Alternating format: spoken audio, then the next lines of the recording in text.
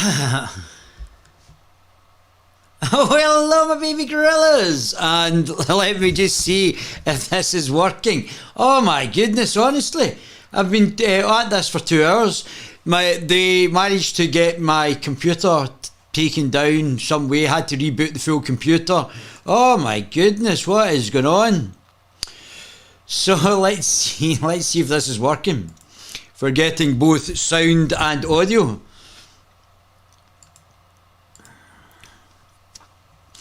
Let's go. What's happening?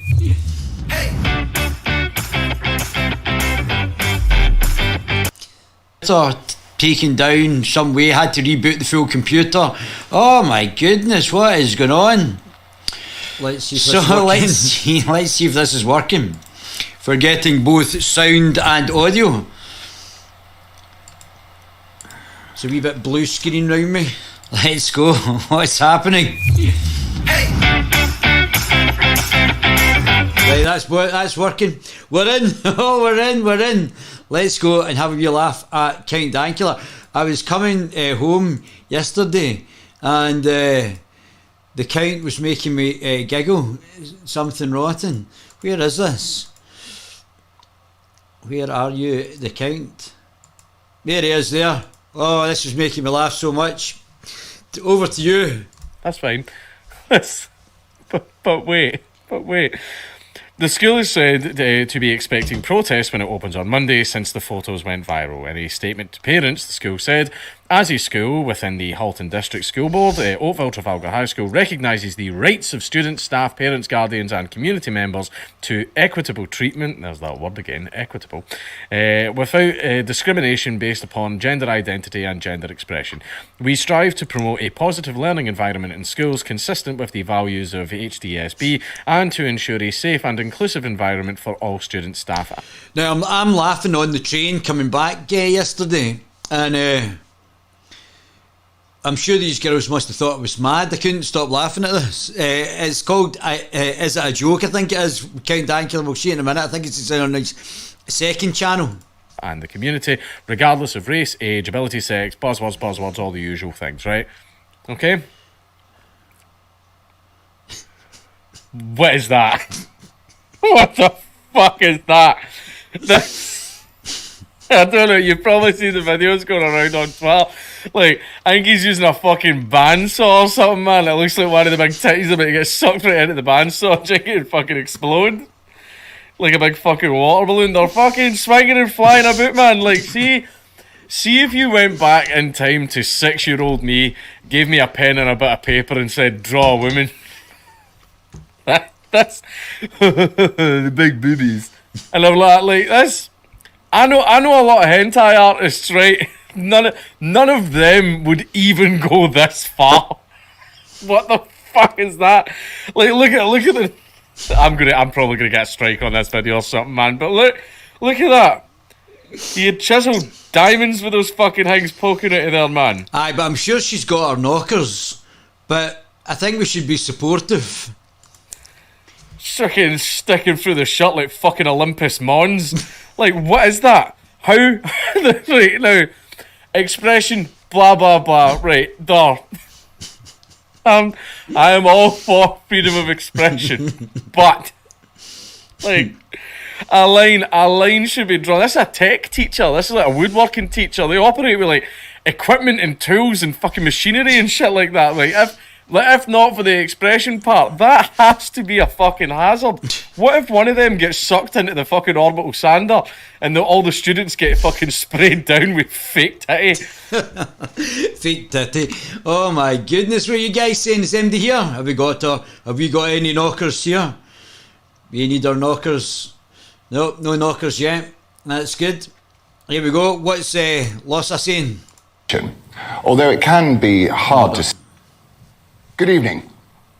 In America, which is currently operating an open border policy, of the 2 million migrants who... See, this is... they never cover this, and I don't understand why.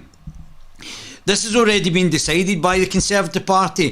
This is not just happening randomly out of the blue. This has been deliberately done by the Conservative Party and has done for the last 40 years. Now, I'm going to come on to the other political parties later on. But if you think you're going to get a change by voting Conservative, and if you think, I'll come on to this in a wee while, if you think that, I think Leo Curse was saying, Liz Truss is right wing or right of centre. Liz Truss is just a shill for the globalists, like the rest of the higher ups in the Conservative Party. Because you're not addressing what the underlying problem is, and that's the Tories, you're going to continue. We're going to continue going round like, oh, I can't believe where all these illegal immigrants are coming from. They've been deliberately let in by the Conservative government or the Conservative Party, certainly the higher ups in the Conservative Party, because they're following the globalist agenda, as are all senior politicians in the UK, from the Greens to the SNP to the Welsh Party, to all of them, the Labour, Lib Dems, every one of them is de facto open borders, and not one of these parties, which I'm going to come on to in the next podcast, are going to do anything about it. So, and I don't know why GB News don't start calling out the actual Conservative Party, because it's the Tories that signed us up to the Barcelona process, the Union of the Mediterranean, and the UN Compact in Marrakesh, so that the word asylum seeker can literally mean anything. It's not, you're not seeking asylum, you're basically an illegal immigrant that's going to get preferential treatment, who's not contributed, who may be sitting on the dole, and you're not going to be deported even though you've illegally came here, because that's not what the Conservatives want to do. Who have crossed over the southern border so far this year, 78 were found to be on their own terror watch list. Frustrated governors whose pleas for federal support have gone unanswered decided to make a statement of their own. Governor Ron DeSantis of Florida hired a private jet and flew almost 50 migrants directly to Martha's Vineyard. Yeah, that's what we need to do. We need to stick them in the constituencies of people that are advocating for this. Playground of the rich and famous, lawn signs bedecked with virtuous slogans about welcoming refugees to remind those who dwell behind their high walls about the enormous pressure the border states are under. But instead of being welcomed with open arms, however, the migrants were removed by the army and are now housed on a military base, away from the elite class who, having stated that they felt enriched by the brief presence of their new friends, seemed unable to cope with the practical consequences of their own ideology. And so to England, record month after record month of uncontrolled immigration. Although it can be hard. So the RNLI would not be used as a taxi service unless it was sanctioned by the government. So the RNLI have not just taken it upon themselves as an organisation to pick up illegal immigrants and ferry them across the channel. This has been done by the Conservative Party. So the thought of the Conservatives being the solution when they're the problem is counterproductive. Hard to see, as the government has been erecting screens as the migrants come into port. Anyone who questions the elite class, snug in their large homes with a glass of Prosecco miles away from where these migrants eventually end up trying to build a life, is called a racist and a bigot. All diversity is good, we are instructed by our betters. That is, until fractures appear as groups of culturally self-isolating communities from different cultures and religions replay their conflicts of old in our towns and cities. Mobs have turned parts of Britain into places where families are scared to leave their houses, where religious laws unrecognisable to the Britain we so recently knew are imposed through threats of violence and death on those who happen to show the wrong cartoon in the wrong class. Rape gangs continue to run rife as the full extent of the... Which is the Conservatives, the Labour and the Liberals' fault, and they're doing nothing about it because they caused the problem. So they've facilitated this against our own people, which should be a war crime. I mean, we have to think about whether we're going to put our own politicians up on trial, because this is a war crime. These are anti the Geneva Convention that the Conservative Party have signed us up to, the mass importation of people.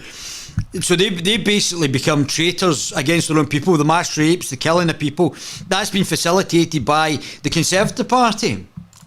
Police's failure to address this problem, again through fear of being called a racist, becomes... Which is a communist word. We've already gone over the origins of the word racist, which came from Trotsky, who killed tens of thousands of people under Stalin. Clear. Now look, immigration is a wonderful thing, and it enriches society as we learn about new cultures and we appropriate the best parts of them. But you've got 90% men coming in through this illegal immigration. So we have to have, and there is no political party that stood on the fact that they're into open borders. So that's not in the manifesto. So they've hoodwinked the public into an open border stance without actually explicitly saying they're de facto open borders. And then, but it has to be controlled, and we must. And then the Conservative Party say, "Oh, I can't believe that this is happening. Oh, I can't believe that RNLI, which must be governmentally affected or implicated or administered." So the RNLI have not just taken it as an organisation to start to ferry people and interact in the illegal crossings. This has been done by our Conservative Party, who are then saying, yeah, we're the fire brigade, but I thought you started the fire in the first place. No, it wasn't us. It was Big Boy and ran away. What about Rwanda? No, you haven't shipped anybody to Rwanda. That's because the RNLI are going picking illegal immigrants up and shipping them into the UK. And if they're illegal immigrants, why are they not getting sent back to the country of origin? And if they're not getting sent back to the country of origin, why have you not in your manifesto got we're an open borders party? Because that's de facto what you are. You've lied. These people are not. These people are economic migrants, which means they're illegal immigrants getting ferried across by the state. Must be able to live side by side under a shared set of values. New Brits need to... No. What's actually happened is that not only in the back of the mass immigration, open door immigration, but also now that they want to have preferential treatment. So being a white straight man would put you at the bottom of the pile under wee Nippy the mad lesbo, who is now bringing in basically critical race theory, anti-white, anti-straight white propaganda, and implementing the open borders, and implementing what's it called?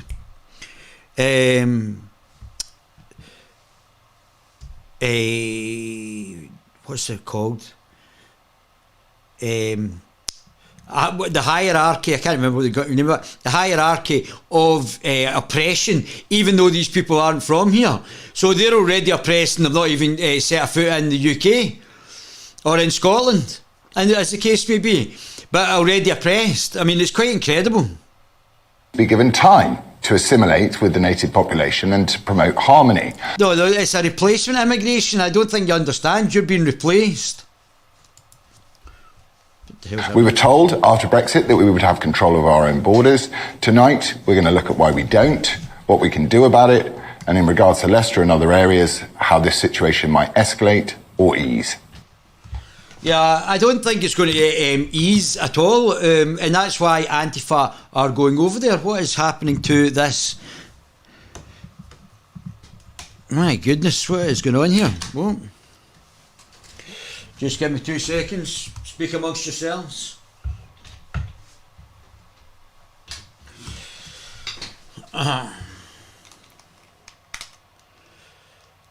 So we have now got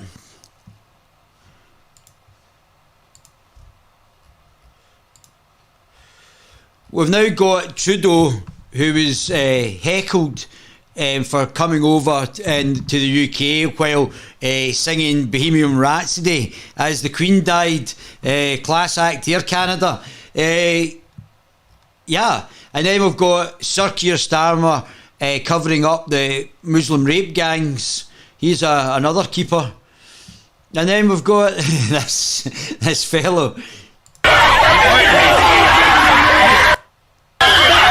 And this is how the globalists have got your children.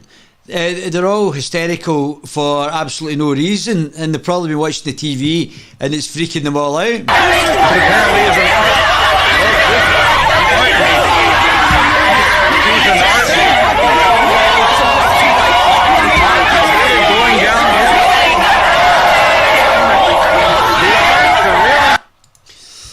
So that's your children. So here we go. This is actually our future, which our great political class is set us up for. Because now we've now got a bunch of extremist Muslims in the UK, which are not from the UK, who are now trying to follow this ideology and bring in Sharia, which has been facilitated by the British state. And when people actually get Sharia, they're not really keen, this poor girl, for having a headscarf in the slightly wrong place, get beaten to death by the morality police in Iran. And Iran wasn't always a Muslim country. They didn't believe in a camel piss drinking child rapist for a profit.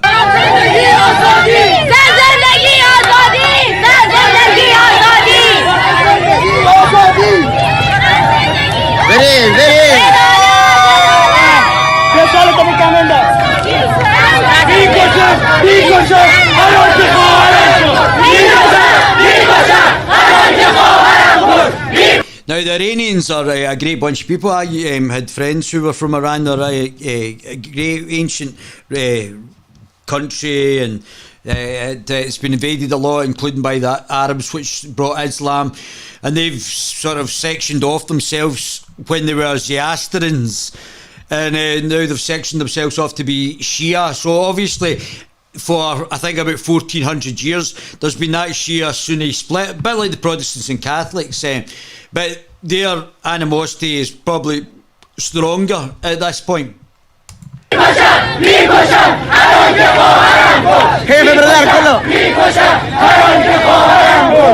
But I think that a lot of the Iranians are actually rejecting religion altogether. So, I mean, the way that Iran is portrayed as like an Islamic sort of unified state, but I think the reality is that a lot of Iranians, and this might be a second rise up, that a lot of Iranians are atheists or don't believe in God. Every Iranian I've spoke to wants the West to go in and change the system and fight against the Islamists. But and they're all nice people, they're all very decent people.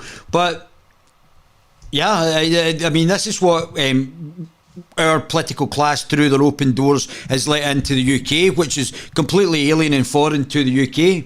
And these women who are actually under a patriarchy, who are actually suffering from oppression, not like the people in the West, is in this situation.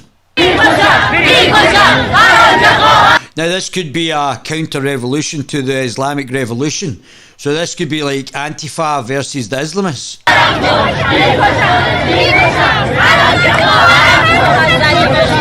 And it looks like a lot of young people, so they're probably getting sick of the authoritarianism of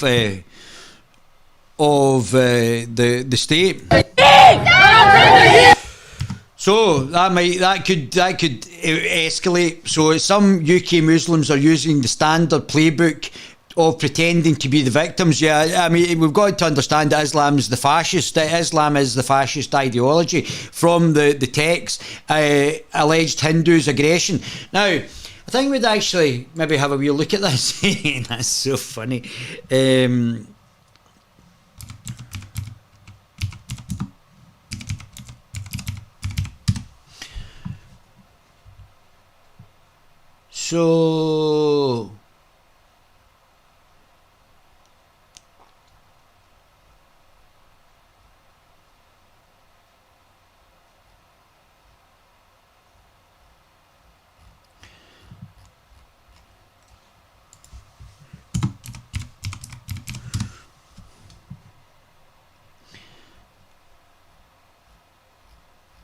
So they used to have some great stuff on here as well, from a historical point of view, and it looks like they've taken that down. Oh, Indian protest.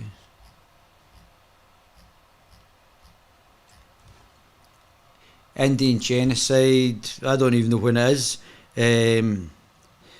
Muslim invasion. Yeah, this is it. Islamic conquest of India. So the Egyptian Arabs speak about the Islamic invasion of here we go.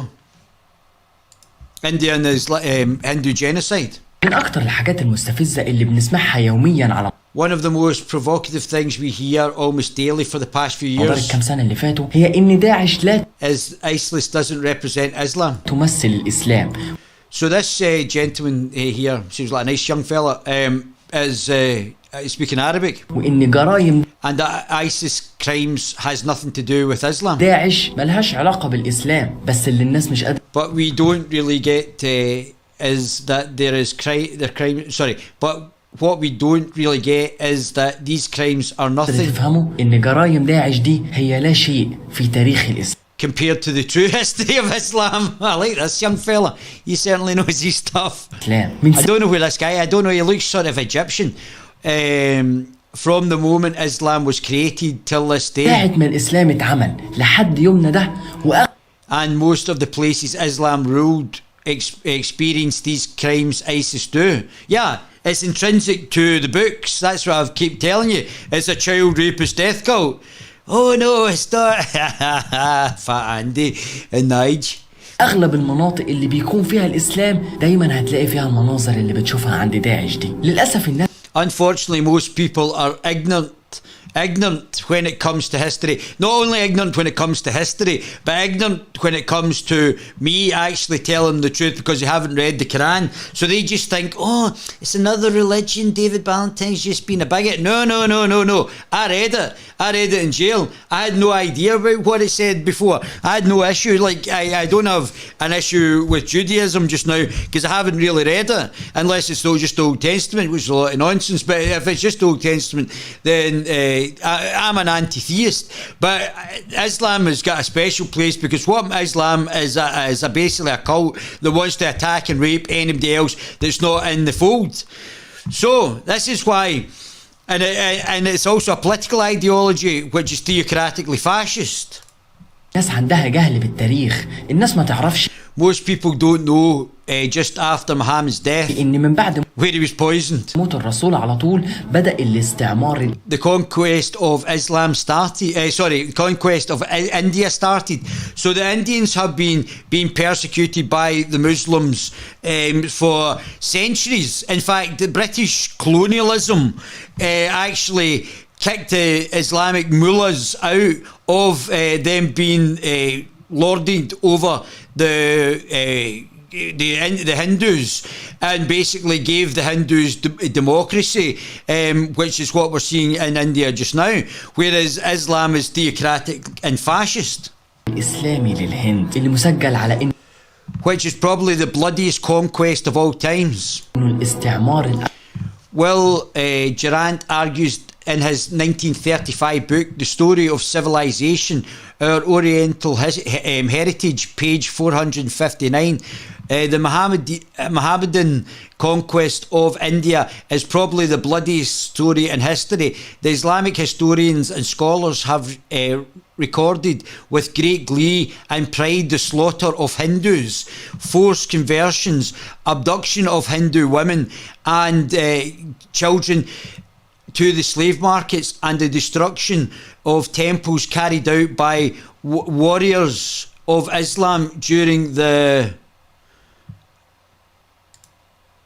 أكثر دموية في التاريخ during the at least like the 9th century to the 18th century. So that's like 900 years. Millions of Hindus were converted to Islam by the sword during this period. Or their women were taken and raped, their children were taken and raped, just like what they're doing down in England just now and starting in Scotland just now. بالمقارنة بالحملات compared to the Crusades, the number of people died in the Crusades were 1.7 million people. الصليبية عدد اللي ماتوا في الحملات الصليبية 1.7 مليون إنسان. عدد اللي ماتوا. But how many people died in the Islamic conquest in India? 80 million people. ماتوا في الاستعمار الإسلامي للهند 80 مليون. The cost of Muslim invasion is massive in lives, wealth and culture. Estimates suggest that 60 to 80 million people at the hands of Muslim invaders and rulers between the 11th century and the 16th century alone, 60 to 80 million at the hands of Muslim invaders and rulers between the 11th century and the 16th century. So over a 500-year period, and don't forget what the Turks did, i.e. over 500 years, the population can't see the rest. مليون إنسان 80 مليون وعدد السكان The population of humans back then was only about 400 million. ساعتها كان 400 مليون. طب ليه الحكام But why did the Muslim conquest of India and slaughtered all these people? المسلمين دخلوا الهند وقتلوا The reason, I'll tell you the reason, because the Muslims in the Quran have been told to kill polytheists who believe in multiple gods, and obviously Hinduism, and I think to the Sikhs, I think the Sikhs were Hindus who were put up there to protect the northern India, as far as I'm aware, to protect against Muslim invasion. الناس دي كلها عشان ينشروا Because they want to spread Islam. الإسلام. أصل الهند Because India back then was full of Hindus and Buddhists. Islam wasn't there. Because India back then was full of Hindus and Buddhists, Islam wasn't there. Just like in the UK, that's been deliberately done by the globalists. They're basically trying to destroy the country. كان ساعتها And they must be responsible for what they've done. كلها هندوس وبوذيين ما كانش فيها الإسلام لكن من But the moment Islam entered, whole cities were burnt down, genocide of millions of people. So we've already seen probably 90 people murdered by terrorist attacks, by Muslim terrorist attacks. We've seen the mass rapes covered up by our political class. And now we're seeing Indian Muslim aggression, both not racially, because they're probably both of Indian descent, but because they've been forced converted. Some like the Pakistanis abuse minorities like the Christians, the Sikhs, the Hindus, the atheists, people have left Islam, ex-Muslims, and basically the Hindus have been abused for centuries.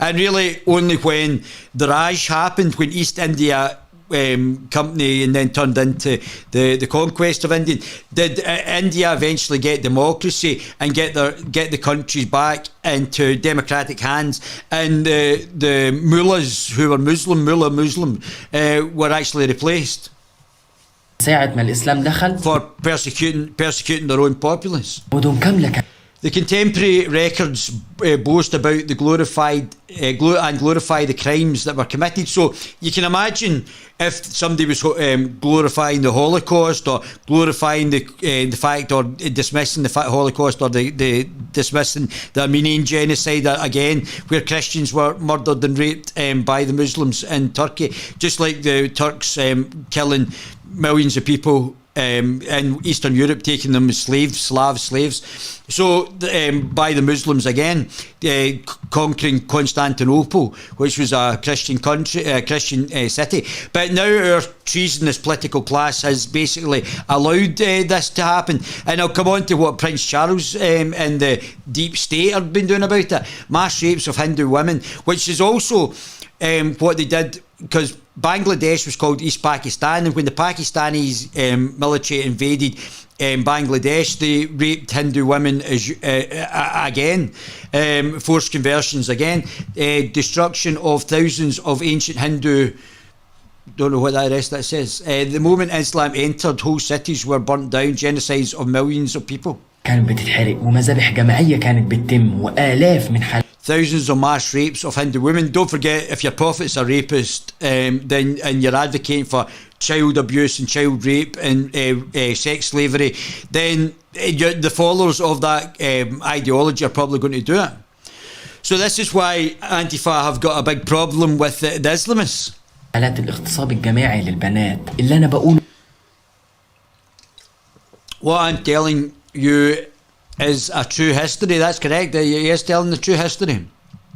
And they won't teach us at school. That's right, buddy. They won't, because they've already signed us up. The globalists have already signed us up to open borders. That's why every one of the Western states are all de facto open borders, because that's what they've actually signed us up to do.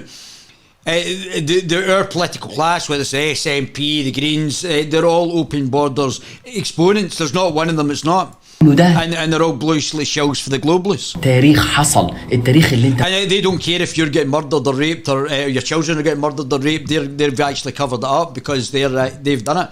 They've done it to us. They're basically the people that held up the gates while the barbarians rushed in. Illustration of history of Islam, an illustrated history of Islam. Yeah, that would definitely be worth the reading. انت مش هتدرسه في المدرسة. ايام الاستعمار The Islamic conquest of India started the Muslim leader Mahmud of Ghazni, الاسلامي للهند قائد المسلمين محمود الغزنوي، واللي كان برضو which his name also was the hero of Islam, the great invader of India. اسمه بطل الاسلام وفاتح الهند لما استعمر افغانستان. When he invaded Afghanistan in 1000 AD, he also killed all the Hindus who lived there. سنة 1000 ميلاديا كان The biggest slaughter took place during the raids of Mahmud Ghazni CA 1000 CE during the actual conquest of northern India by Mohammed Ghuri and his lieutenants, and under the Delhi Sultanate in 1206 to 1526. هيذبح كل الهندوس اللي كانوا فيها، لدرجة ان حتى هذه اللحظة المنطقة اسمها هندو كوش او المذبحة الهندوسية. او لما دخل مدينة سمناث or when he entered Sunath, one of his annual raids, he slaughtered all the people there. احد غزواته السنوية ذبح كل الناس الموجودين فيها 50,000 which was around 50,000 people. Let's just see. Their temples were razed, their idols smashed, the women raped, their men killed or taken slaves. When Mahmud Ghazni entered Samnath, one of the annual raids, he slaughtered 50,000 people. 50,000 إنسان. أو قائد المسلمين. Our leader of Islam, Abdul Din Haji, when he entered the city of Kambayat. علاء الدين الخلجي اللي لما دخل The Persian historian Wasaf writes in his book Taji ul Amsa of Majriyat ul Asar that when the Abdul Din Khalija, an Afghan of Turkish origin and second ruler of the Khilji dynasty in India in 1295 to 1316 AD, captured the city of Kabayat,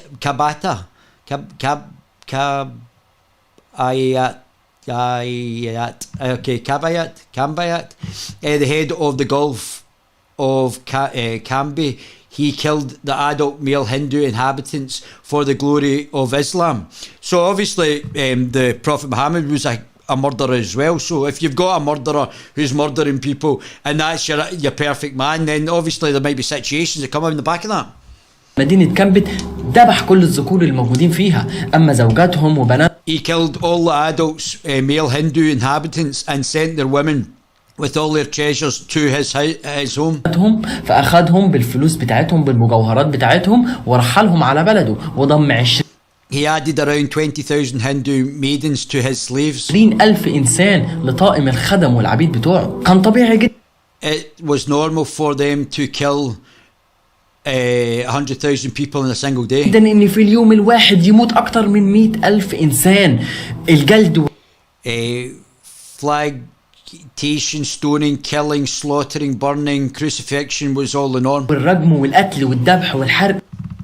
Colonial experiment was extremely violent, and the Muslims could not rule the country except by systematic terror. Cruelty was the normal. Burning, summary, execution, crucifixion, or impalements, inventive tortures. Hindu temples were destroyed to make way for mosques. On the occasion there were forced conversions. والصلب ده كان طبيعي ساعتها. آلاف المعابد كانت بتتهدم عشان تتبني المساجد مكانها. ملايين البنات.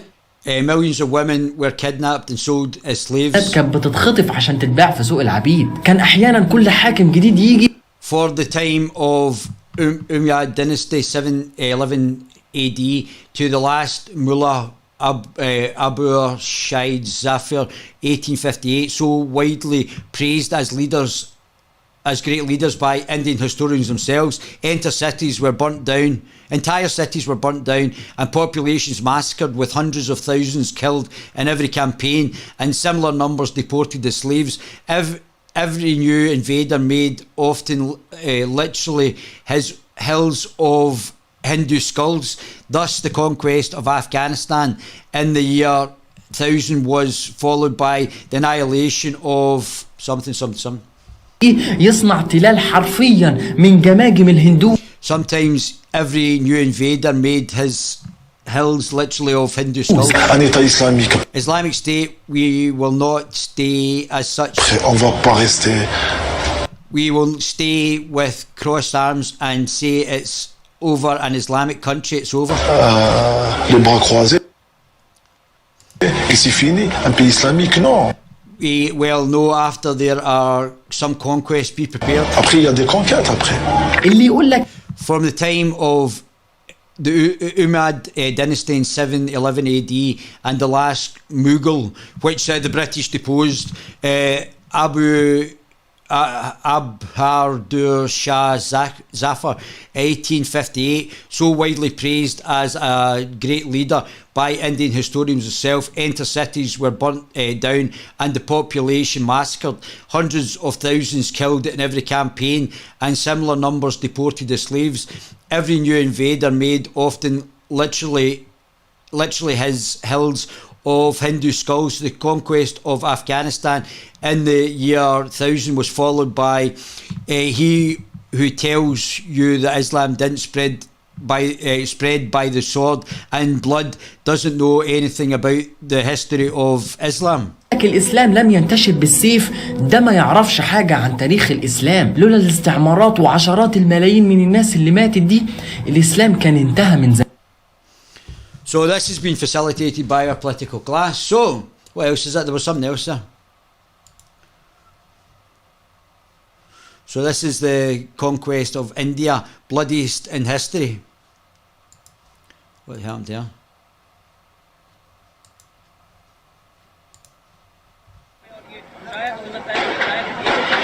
The Islamic conquest of India is probably the bloodiest story in history, but we never hear about this. It is the discouraging tale from its event. Evident moral is the civilization is a precious good which dedicates complex orders and freedom can at any moment be overthrown by barbarians invading from without, the multiple from within. And this has been done by our own political class.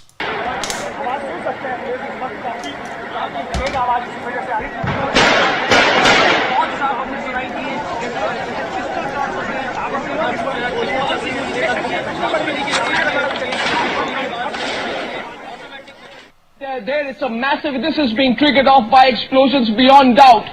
Explosions so large that they... So this is Pakistan, obviously, who persecute Muslims in Pakistan as well.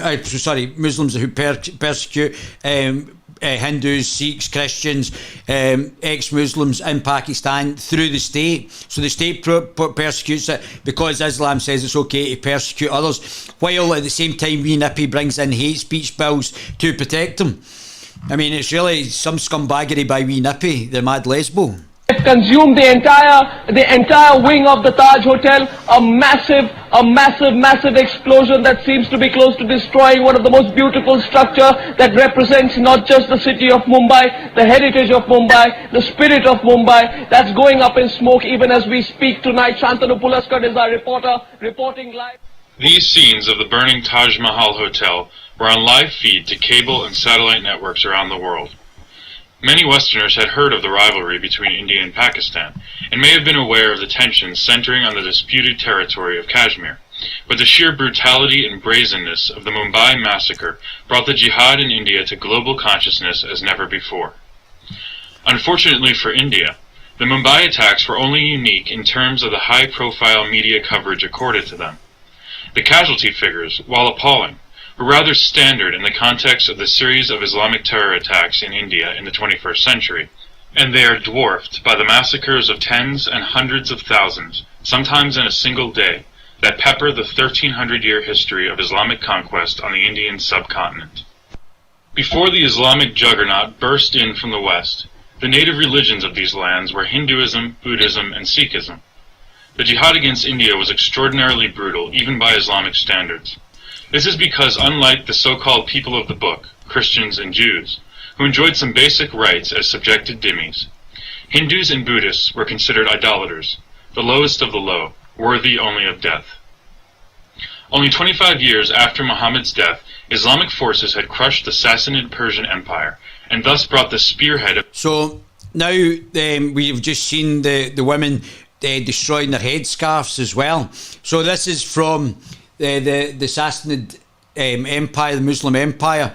Anatolia was still not Turkey and hadn't been invaded by the Turks. Obviously the Turks are not from Byzantine or Constantinople. And then they murdered and raped all the people in the Slavs in Eastern Europe.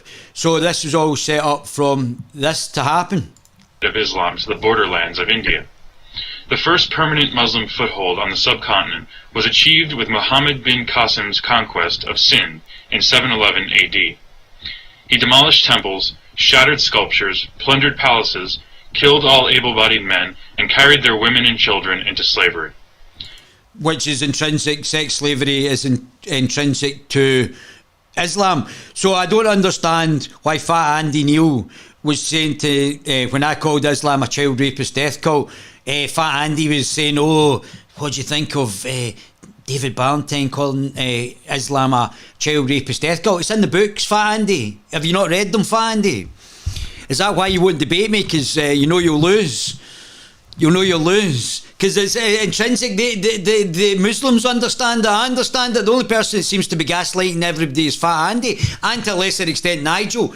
But I would take it Nigel was caught slightly off guard. But it's intrinsic to the religion, which is also a political ideology, which is replicated in the Islamic history. So I don't understand why you don't actually know what's going on, unless you're trying to gaslight us. For example, it took his army 3 days to slaughter all the inhabitants of the port city of Dabal. But the Arab-Muslim conquest would stall here in the northwestern frontier. By the end of the 10th century, however, newly Islamized Turkic tribes began to expand the Ummah into what is now northwest India proper. Mahmud of Ghazni, who was also known as I thought it was that. And don't forget, Pakistan was and Bangladesh was still part of India. So they get probably murdered and raped and forced converted as well. And now they've become terrible people that's now doing the things down in England now, which I'll come on to, the land of the Angles, which I'll come on to later on. Islam mounted 17 plundering expeditions between 997 and 1027 AD into North India. Each winter. So I remember them telling us about why Pakistan, or that side, the sort of western side of India at the time, was converted, and it was the Turks, this Turkic. But I think the Turks would have came from the north, not the west, going east. So I think they would have come north and straight down, because the Turks are from Central Asia, they're not from Turkey. Mahmud descended into India, filled his treasure chest with spoils, and amused his men with full freedom to pillage and kill. Each spring he returned to his capital richer than before. At Mathura he took from the temple its statues of gold encrusted with precious stones, and emptied its coffers of a vast quantity of gold, silver, and jewelry. He expressed his admiration for the architecture of the great shrine, judged that its duplication would cost 100 million dinars and the labor of 200 years, and then ordered it to be soaked with naphtha and burnt to the ground. 6 years later he sacked another opulent city of northern India, Somnath, killed all its 50,000 inhabitants, and dragged its wealth to Ghazni. In the end, he became perhaps the richest king that history has ever known. A subsequent So they talk about Western plunder, but they don't talk about Muslim plunder, do they? They don't talk about expansionism by the sword for anybody else. conqueror, It's obviously to undermine, and this is where the Islamists and the communists make common cause. But as we'll see, that they're geometrically opposed. Mohammed Khaliji had the distinction of single-handedly wiping out the Buddhist culture on the subcontinent by the end of the 12th century. He conquered their stronghold in Bihar and burned their famous library to the ground, slaughtering thousands of Buddhist monks and destroying dozens of ancient temples in the process. Muslims have done their best to erase any trace of this culture, even as recently as March 2001, when the Taliban destroyed 4 giant statues of Buddha in Bamiyan, Afghanistan.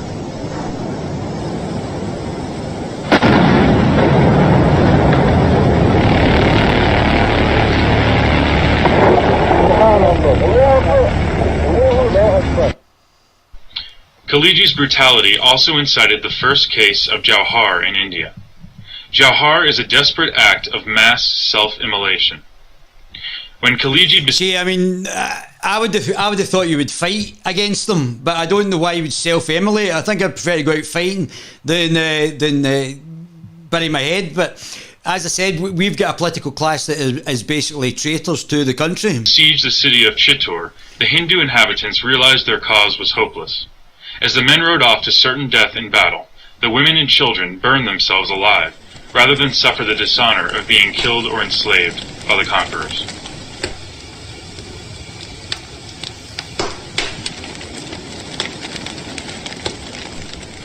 Another Turkic Muslim warlord, Timur, known as Tamerlane in the West, crossed the Indus River in 1398 and eventually captured the capital of Delhi. Timur explains the motivation for his conquest in his personal memoirs. About this time there arose in my heart the desire to lead an expedition against the infidels, and to become a Ghazi, for it had reached my ears that the slayer of infidels is a Ghazi, and if he is slain he becomes a martyr. It was on this account that I formed this resolution, but I was undetermined in my mind whether I should direct my expedition against the infidels of China or against the infidels and polytheists of India. So it's funny how now the Communist Chinese Party are now persecuting the Muslims under the CCP. So the Muslims started it in India, started the invasion and killed all the Buddhists, killed the Hindus, piled their skulls up, one on top of each other. And they were going to attack the Chinese as well, but the Chinese now in the CCP have now killed or force converting the Uyghurs. So they're now changing them back against Islam, which was encroaching into China. In this matter, I sought an under communism. So the communists are geometrically opposed. They're not going to tolerate Islam. Omen from the Quran. And the verse I opened upon was this: O Prophet, make war upon infidels and unbelievers, and so it's intrinsic to Islam to attack anybody who doesn't believe in the child rapist death cult. Treat them with severity. My great officers told me that the inhabitants of Hindustan were infidels and unbelievers. In obedience to the... And also, as I said, our political class has had de facto open borders. They're also letting Albanians in, and Albanians used to be Christians who were then attacked by the Turks, and then there used to be a great Albanian leader called Skanderbeg, and because they were beaten into submission by the Turks eventually, which Skanderbeg was a great leader and fought against Islam, and they were a Christian country, they get forced converted and probably the women raped, and that's why the Serbs, the Christian Serbs, were fighting against the Albanians, because they had basically betrayed Europe and became Muslims. The order of Almighty Allah, I determined on an expedition against them. Later, he describes the sack of Delhi in his own words. In a short space of time, all the people in the fort were put to the sword, and in the course of 1 hour the heads of 10,000 infidels were cut off. The sword of Islam was washed in the blood of the infidels, and all the goods and effects, the treasure and the grain, which for many a long year had been stored in the fort, became the spoil of my soldiers. They set fire to the houses and reduced them to ashes, and they razed the buildings and the fort to the ground. All these infidel Hindus were slain, their women and children, and their property and goods became the... So this is exactly what ISIS did. So we were basically getting gaslit by the BBC to saying, oh, this isn't real Islam. Oh, that's not it. Funnily enough, Prince Charles seems to be quite keen on Islam. And I'll come on to that later on. But they must know this. So they basically, by open door immigration, put us at peril, and they don't really care about us. That's what we've got to take from our political globalist class. Spoil of the victors.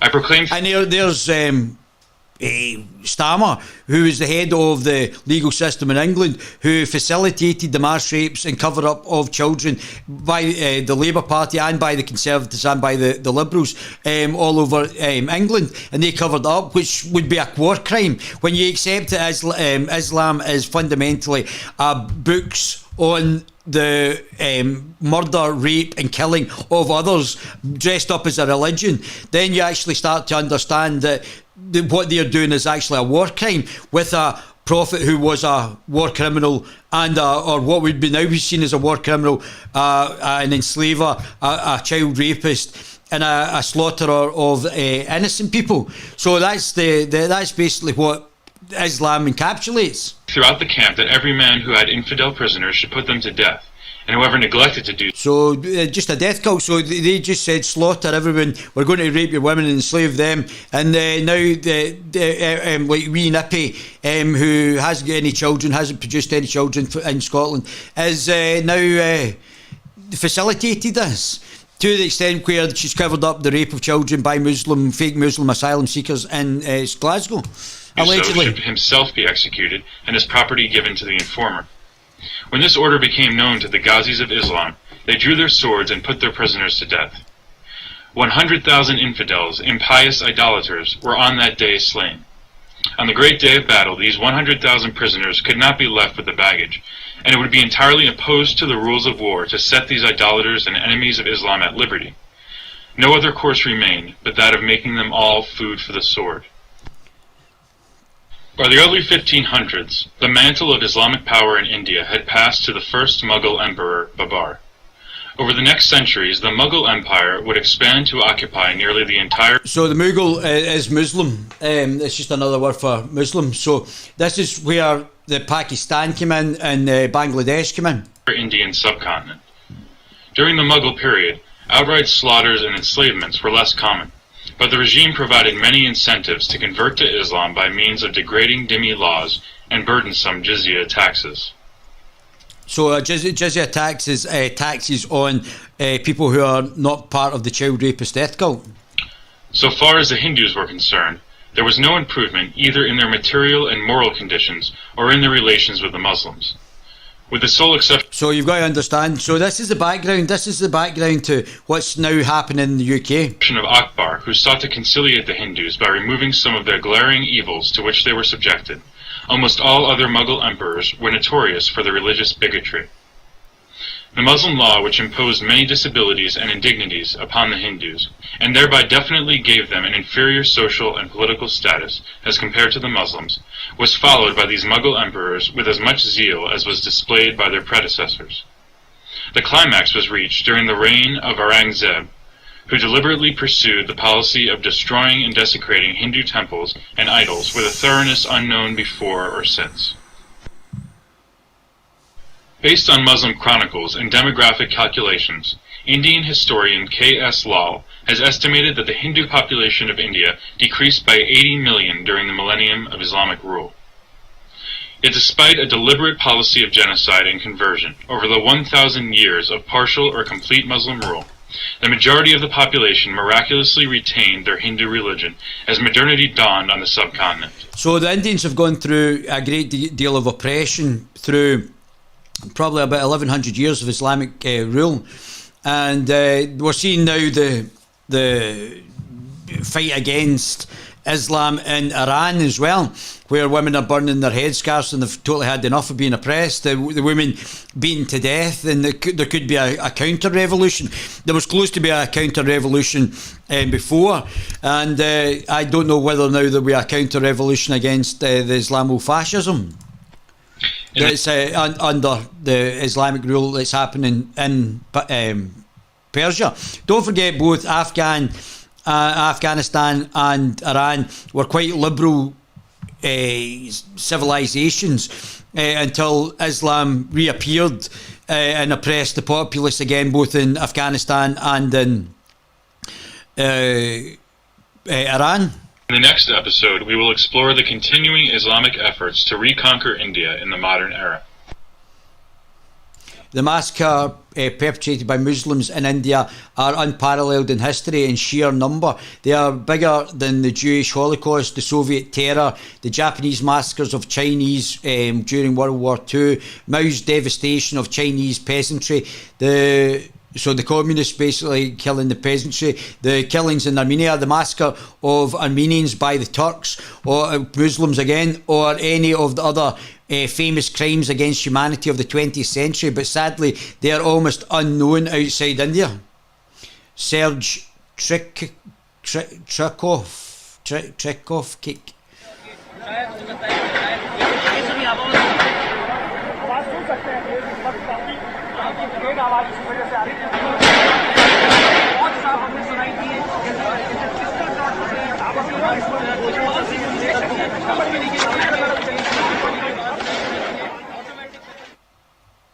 As the power of the Islamic Mughal... What are you guys saying? Is anybody here? Am I talking to myself as usual? Have they cut the scream? Hello there, Humanity Ascended. How you doing, buddy? Let me just see if I've actually got an audience here. Talking to myself as usual. YouTube's hide Valentine, hide it. Oh no, there it is there. One person watching. Looking for a free project management solution? Wow. That's actually free? Right, let's keep going. Doesn't matter, stuff them. Empire steadily declined over the 18th and 19th centuries, European influence filled the void, culminating in the establishment of British rule in 1858. This period of colonialism is well known and universally demonized, and the Islamic Mughal Empire steadily declined over the 18th and 19th centuries, European influence filled the void, culminating in the establishment of British rule in 1858. This period of colonialism is well known and universally demonized in the West, and many blame British intervention for the Hindu-Muslim tensions we see in the region. But that's obviously not true, because the Hindu issues would have been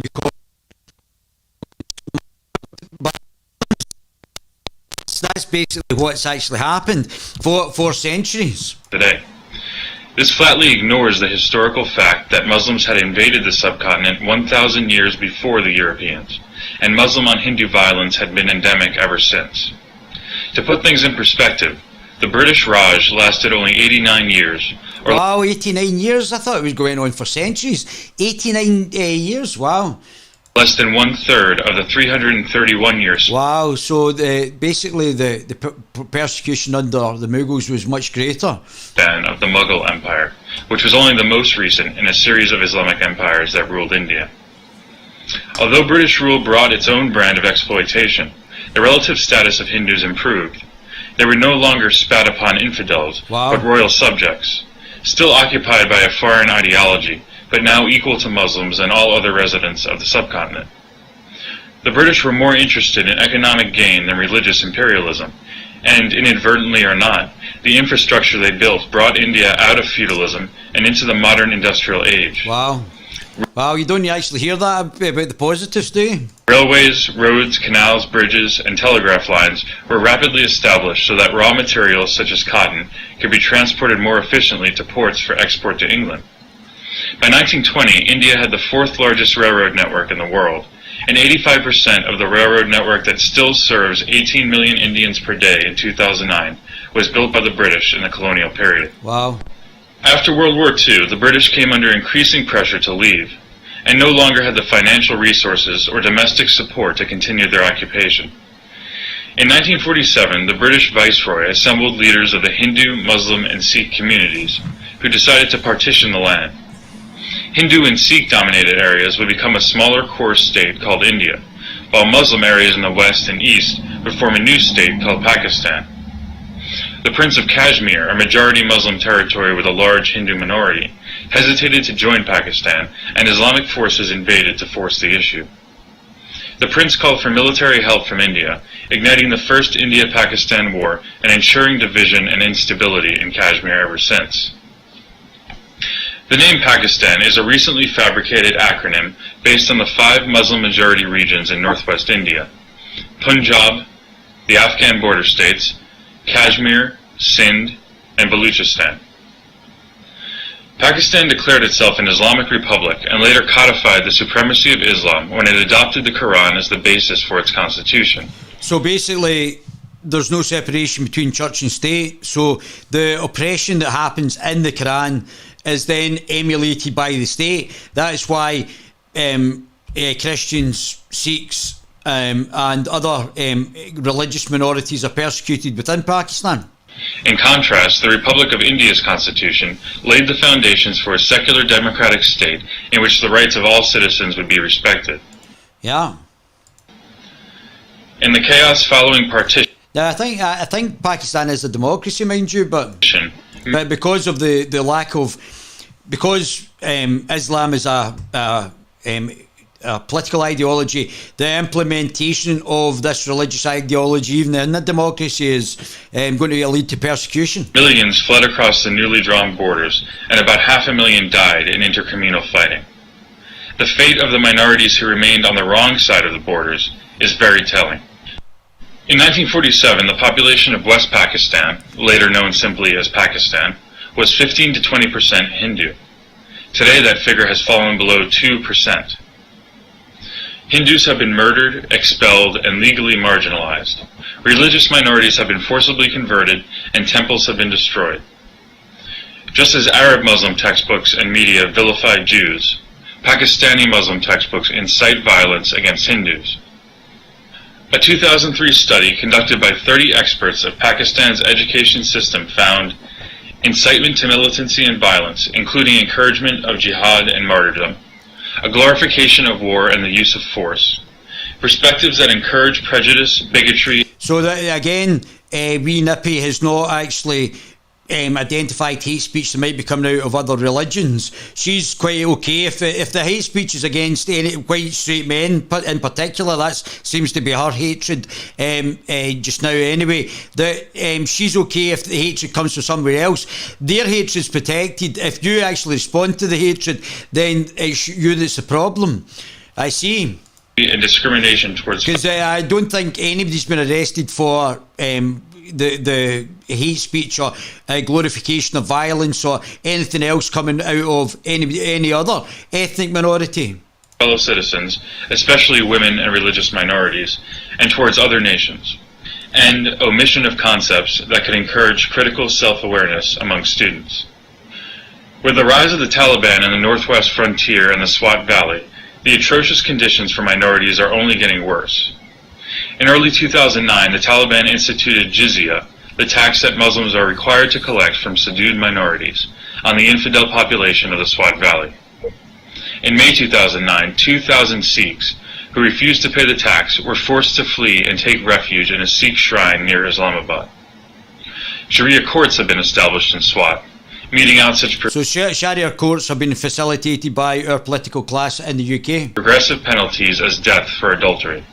So if a woman has an affair, you're going to get stoned to death. That'll be interesting to find out when the first stoning will be in the UK. In the former East Pakistan, known as Bangladesh today, the Hindu population has seen a similar decline since partition. Persecution reached a level of genocide in 1971 when civil war broke out between West Pakistan and East Pakistan. Bengalis in East Pakistan were pushing for independence, so West Pakistan sent tens of thousands of occupying troops to put down the This is what I told you earlier on. revolt of their fellow Muslims. But during the occupation, Hindus wound up being the main victims. They made up less than 20% of the population, but accounted for an estimated 80% of the 3 million deaths and 80% of the 10 million refugees who fled over the border to northeast India.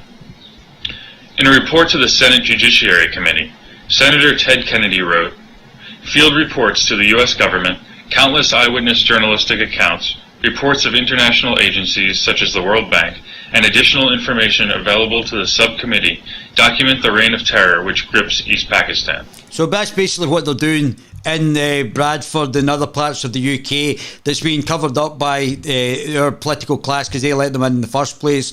And so and it goes back to the religion because this is what the Prophet said for them to do. So this has all been facilitated by the globalists in our government. Hardest hit have been members of the Hindu community who have been robbed of their lands and shops, systematically slaughtered, and in some places painted with yellow patches marked H. All of this has been officially sanctioned, ordered, and implemented under martial law from Islamabad. So there you go. So the connection between the Quran and the state and the implementation of Sharia under the Pakistani state has allowed for the persecution of other religious minorities once they get into power. American professor... And we're now seeing the flooding of basically men they're now getting put up in hotels all over the UK by the so-called conservative government. R.J. Rummel noted that the genocide and gendercidal atrocities were also perpetrated by lower-ranking officers and ordinary soldiers. These willing executioners were fueled by an abiding anti-Bengali racism, especially against the Hindu minority. Bengalis were often compared with monkeys and chickens. Said Pakistan General Niazi, "It was the low-lying land of low-lying people. The Hindus among the Bengalis were as Jews to the Nazis, scum and vermin that should be exterminated." So, I mean, this is quite incredible, the background to this. Anti-Hindu crimes proliferate to this day. 98% of reported rapes in Bangladesh are registered by Hindu women. The so-called Vested Property Act has seen up to 40% of Hindu land forcibly confiscated, and Hindu temples are regularly vandalized. The Islamist Jamaat-e-Islami Party joined the government in 2001, sparking a new round of fleeing refugees, violent attacks, and forced conversions. The government has openly called for the, quote, Talibanization of the state. Meanwhile, the opposite has happened in India. Not only has the minority Muslim population grown, but it's exploded at a 50% faster rate than the Hindu population. Between 1961 and 2001, the raw number of Muslims increased from 47 million to 138 million, a growth of 193%.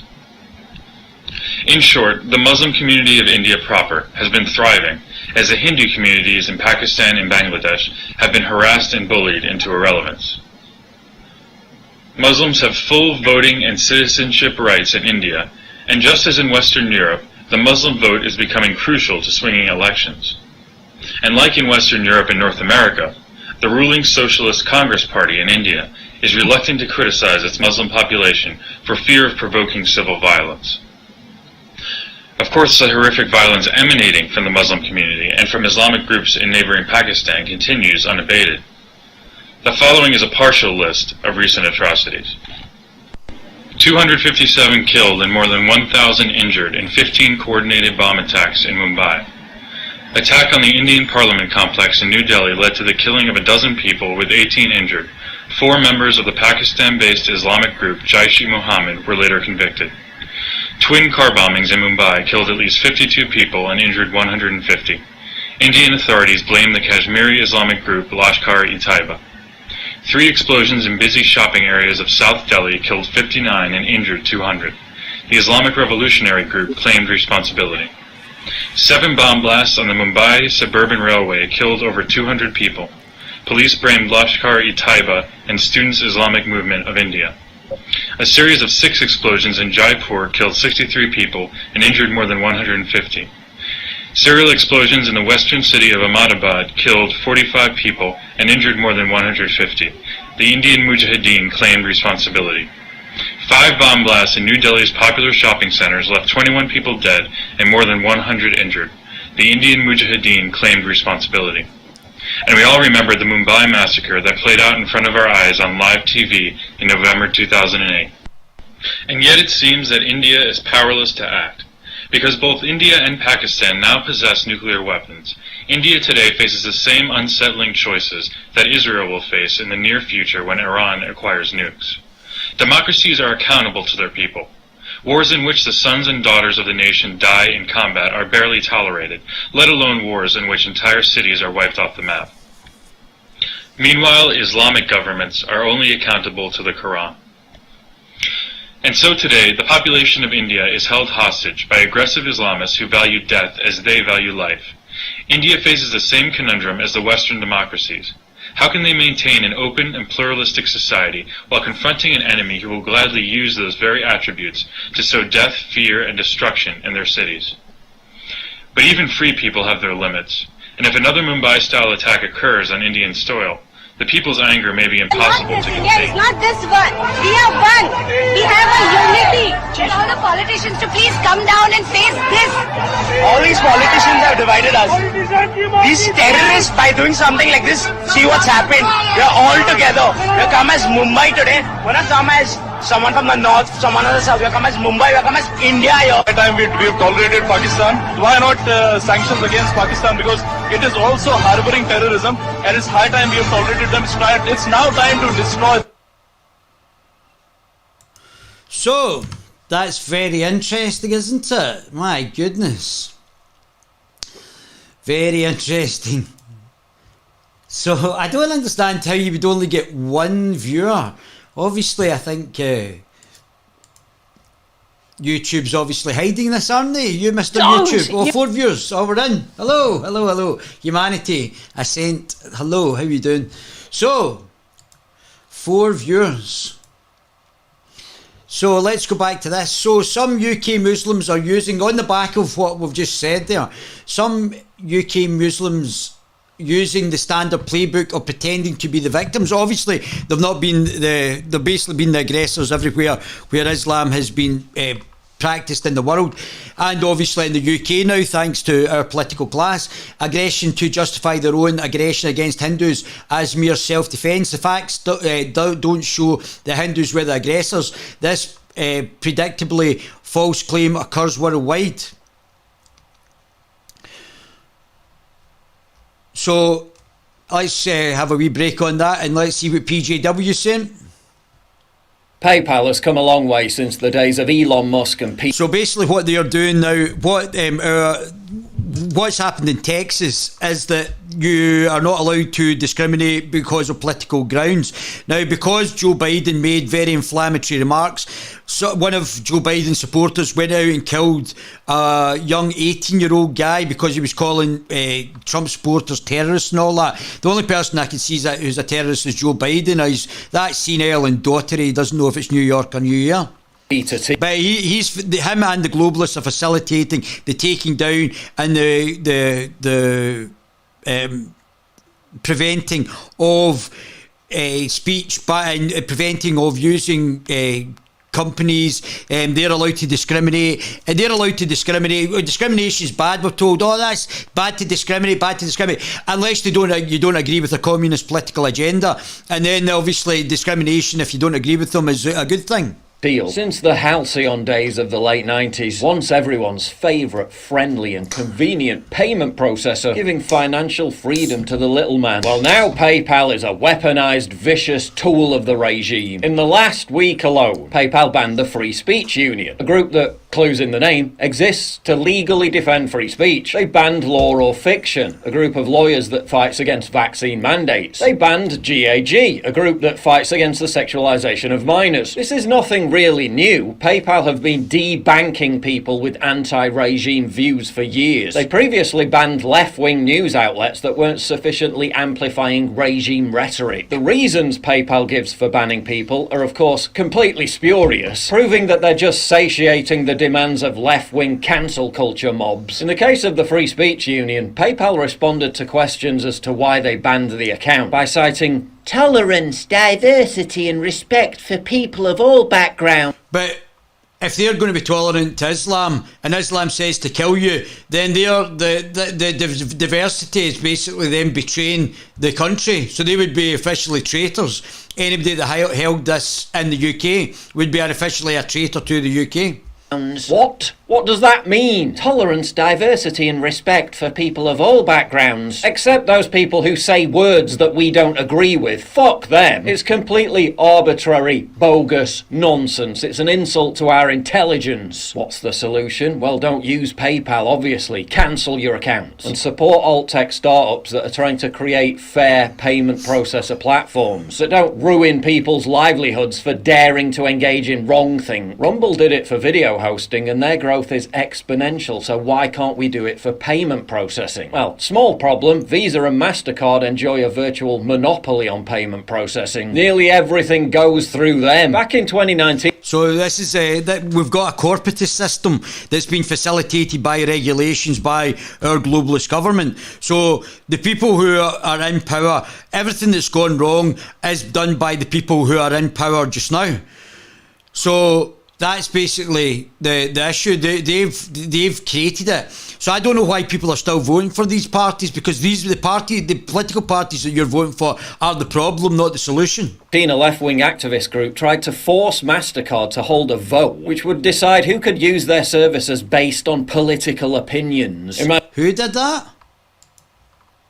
Political opinion. To force MasterCard to hold a vote on payment processing. Nearly everything goes through them. Back in 2019, a left-wing activist group tried to force MasterCard to hold a vote which would decide who could use their services based on political opinions. Imagine that. You go to... there's Islam is not a hate ideology, but anybody who might speak against Islam because it is a hate ideology is then hateful. So the fact of somebody deciding who and who is hateful isn't acceptable, because what it does is it allows the globalists to say, oh, this person's hateful, but even if the other person is hateful, they get a pass. So it's rules for thee but not for me. To pay for your groceries. Sorry, your credit card has been declined. You misgendered a drag queen on Twitter. Your account has been closed. And this is what I've been warning about for years. Deplatforming isn't about you losing your Twitter account. Cancel culture isn't about you losing your job. It's about losing your ability to even function in a normal society. It's about being denied the ability to... Yeah.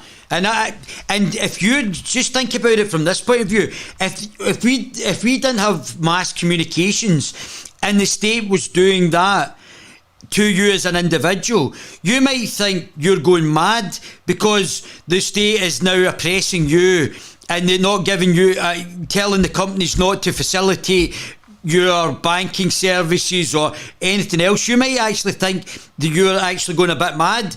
The state wouldn't be oppressing me. I'm not that significant. But yes, we all know now that the government, through corporations, is suppressing the individual in this country if they don't go along with what they say. So they're basically actually fascists. Our government are actually fascists because they're using their influence in corporations to advance their political ends. So they're de facto fascists and gaslighting. So it would almost be a form of gaslighting where services are taken away if you do not comply.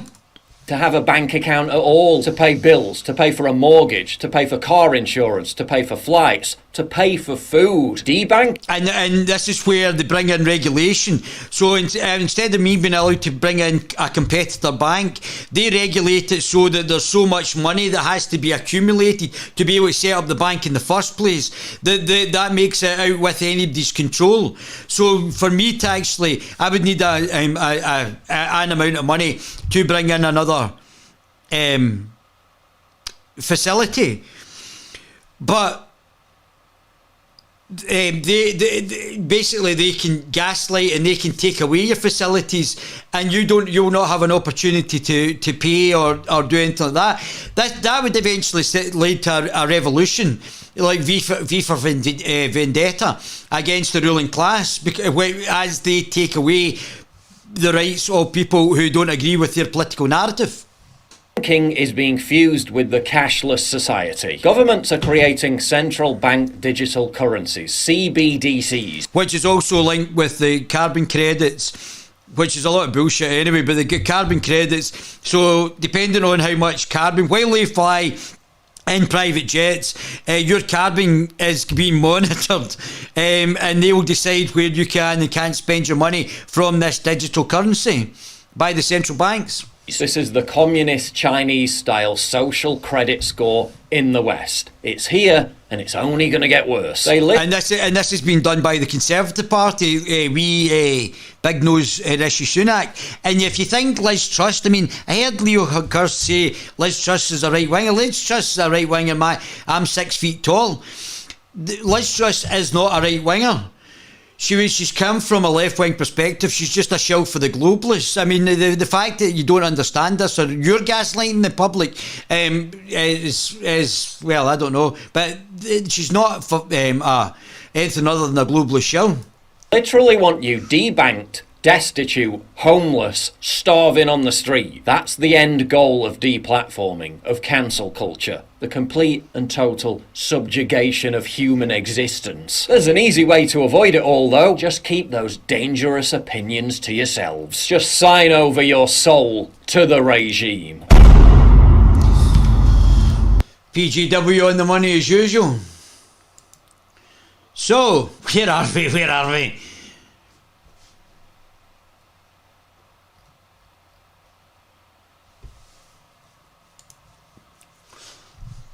Click, click, click, click, click. That's the sound of an evil bot clicking on your app.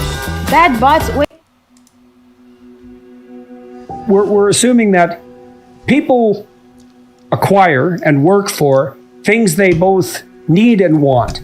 And we're going to not take a stance of a priori judgment about that. We're going to assume there's all sorts of things that people need and want, and that there's no externally reliable way of determining what those should be. And so we'll let people make those decisions themselves. And people will vary and be similar in some ways in relationship to those decisions. I've been thinking about justification. So when they talk about equality and they're talking about equity, that's basically population replacement, because that would just mean if they've got open borders and talking about equity, the more people come in, the less you're going to be employed in your own country. And this has been done by wee Nippy, who is a globalist shill and a communist. For inequality, economic inequality. You're always going to get inequality. You even get inequality in a communist system. Equality. Because you have absolute... What you do is get a ruling class, and I think that's what they want. They want to be the world ruling class. Privation as a problem, and the free market is really good at ameliorating absolute privation. There's no doubt about that. But there's still a fair bit of relative economic inequality. And so you might say, well, those rich people, like, do we really need people who have billions of dollars? And I think, well, we might need Elon Musk. Like, you know, that's something we could all think about. But in any case, here's a reason we need some people to be extremely rich. I mean, when cell phones first came out, I think they were like $150,000 a piece when they were hooked directly to a satellite network. And, you know, they were big and bulky, and only the most wealthy could clearly afford them and use them productively, given their great expense. But it was like 5 years later, everybody had one. And now they're not just cell phones. So I'm going to leave that there, because we're going away from that. So have no idea what is coming. There's these stunning technological miracles. What's it on? What network's on? Johnny Bigger. All right. Miracles that are, well, they're just beyond comprehension what those things can do. Native technological. These significant fixed costs up front to pay those prices up front. Well, and then, you think too, and then if it wasn't, you could say, well, maybe government pools of capital could manage that, but it's not the case because. So, very interesting. I'll leave you that one to yourself. Yeah, here we go. No, is it? There's been a free speech victory in Texas that slipped. Jimmy Dore is right up in my, just like Russell Brand, right up in my estimations. Through the cracks on me. This is from September 16th. Today's the 20th, eh? Right? Yep. So that's 4 days ago. Today's what? 21st. Today's the 21st. So I don't know. I mean, obviously, Zuckerberg stole all my photographs of my friends. Didn't return them. LinkedIn took down all my profiles. I had multiple profiles, obviously, from different businesses. So they took them down, all these profiles that I had, and had ongoing conversations with the people. So this is a very interesting ruling. I don't know whether this will be backdated. 21st. That's right, sir. Today's the 21st, eh? So 4 days ago. So that's 5 days ago. So that's so they become publishers. They'll not become platforms. They become publishers. So basically, that would be me like going in to get my book published, and Mark Zuckerberg ripping it up and saying, "Oh, I don't like what you've written there," and ripping up my book. It's not really his to rip up, and not giving me the book back intact as I gave him means that he's basically stolen information, and I believe they've been reading information and selling information, which I don't think anybody has given them authority to do. So that was like last Friday, was that last Friday this guy tweets it out? That's why, because it was done on a Friday. And if you want to bury a news story, you announce it on a Friday. That's why I didn't hear it. He said, this is the Attorney General from Texas. Now, they're being, well, here's what he said. I just secured a massive victory for the Constitution and free speech in federal court. Big tech cannot censor the political voices of any Texan. And we don't have that here, and the reason we don't have it here is our five political parties don't want anybody else to have a voice. That's why I was attacked in the papers. It wasn't for anything else. Those people didn't even know who I was. I've never had any relationship with either the Paul Hutchins or that big nose Peter Smith, and I've never met them before. So they were just actually being abusive. So it's okay when they're abusive. It's okay when they indulge in hate speech. Because according to this, the Fifth Circuit Court rejects the idea that corporations have a freewheeling First Amendment right to censor what people say. So, well, about time. Guerillast.com, there's a fantastic article that breaks down, Mike Cote has the article, and it's called The Anti-Historical Woman King, Lies About Africa's Slave Trade. Who's this from? Can I see who that's from? Post-millennial Jack Posobiec. And I said, you know what? I remember when this video, or when I first saw the trailer for this movie, I thought, you know, they're doing this again. They're just making up their own history. Yeah, they're deliberately doing it because the left, and especially the communists, are trying to use race, the critical race theory, to put a wedge in America to bring in their communism, which has been facilitated through indoctrination of the young through critical race theory. The same has been done by wee Nippy the Mad Lesbo in Scotland, and the same way that these women Amazons were enslaving other Africans and selling them. And as far as I'm aware, there wasn't any raiding parties into Africa. I don't know that for a fact. I haven't read all of the history. But as far as I'm aware, every African that was sold was actually traded for off the West Coast. And they haven't, if they're talking about reparations, the Africans also enslaved people from the UK. And they had, I don't think they're aware of that, and as well as they started colonialism because the Punic Wars were an invasion from Africa into Europe. So was the wars in the Reconquistador and the invasion by the Muslims into Spain. So that was all Africa invading Europe. So I don't know if they already know that. So before the colonisation of Africa, Africans were already invading and enslaving Europeans. So, but not to mention that it was the Africans who enslaved other Africans and then sold them. So again, somebody said, and I think we're going to come on to it, that if they're going to get reparations, they would have to go to Africa. But it's not only that, it gets even more complex because in the United States and the West Indies, people who may have actually been slave owners who were then enslaved and sold enslaved by this tribe and others,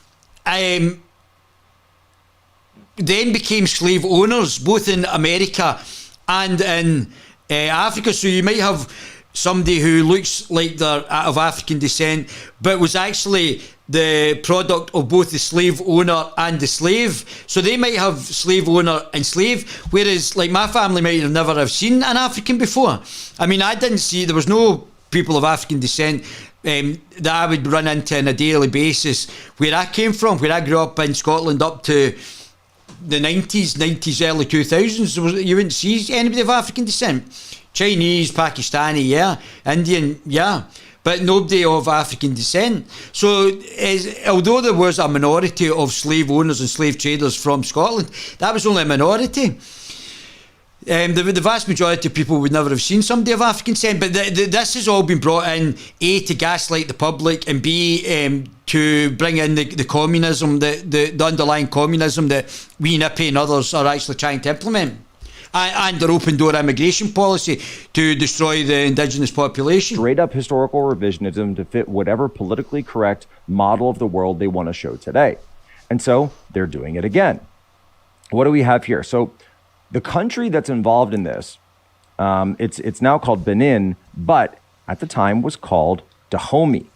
And in Dahomey, according to the article, the biggest issue with the movie's historical depiction is how it discusses Dahomey's involvement in the slave trade. In the film, King Genzo is shown as a leader who wishes to escape involvement in the trade, which has been forced on him by the evil Oyo and their European allies. However, in reality, Genzo is put in power by a coup supported by heavily supported by Brazilian slave traders, one which transformed Dahomey into, quote, the dreaded oppressor of neighboring nations.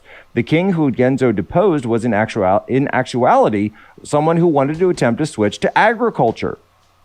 A scholar writes that Genzo's coup was intended to succeed where his predecessors had failed in maintaining a prosperous slave trade. The new king had a deep relationship with the European slavers who helped to put him on the throne, especially Francisco Felix de Souza, who was, quote, considered the second king of Dahomey due to his influence at the court. And it goes on and on and on. Look at this. Frederick Forbes, a commander in the British Royal Navy. Yeah, as I said, so not only did the Africans sell enslave and sell them other Africans, but also when in the West Indies and America, there were Africans who were slave owners. So it would actually been imported, the actual idea and concept of slave ownership. So some people might be part slave owner. So I don't know if they're going to compensate themselves. And there are other people who might have had ancestors who were African but lived in West Indies and America who were the slave owners as well. So it's a very interesting concepts that even not only were they potentially slave owners or enslaved in Africa, but they were also slave owners or enslaved by other Africans in the West Indies and also America. Or a combination of slave and slave owner. And how are they going to get compensation or reparations for that? Are they going to pay themselves?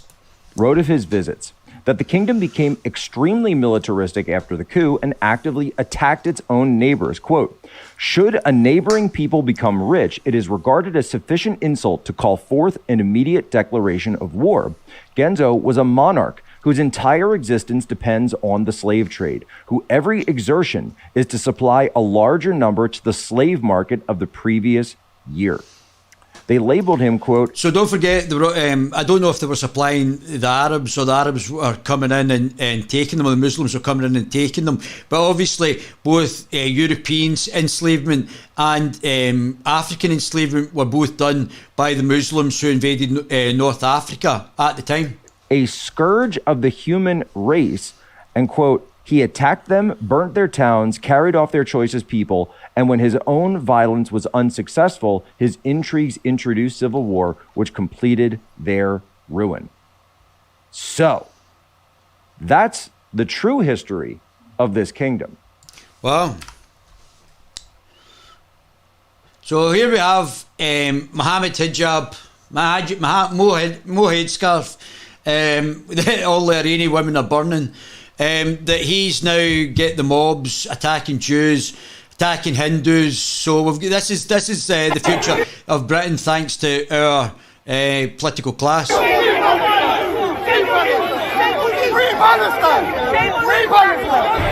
they're talking about free Afghanistan, free Pakistan, but what they're basically talking about is Muslim expansion into these areas, just like into the UK.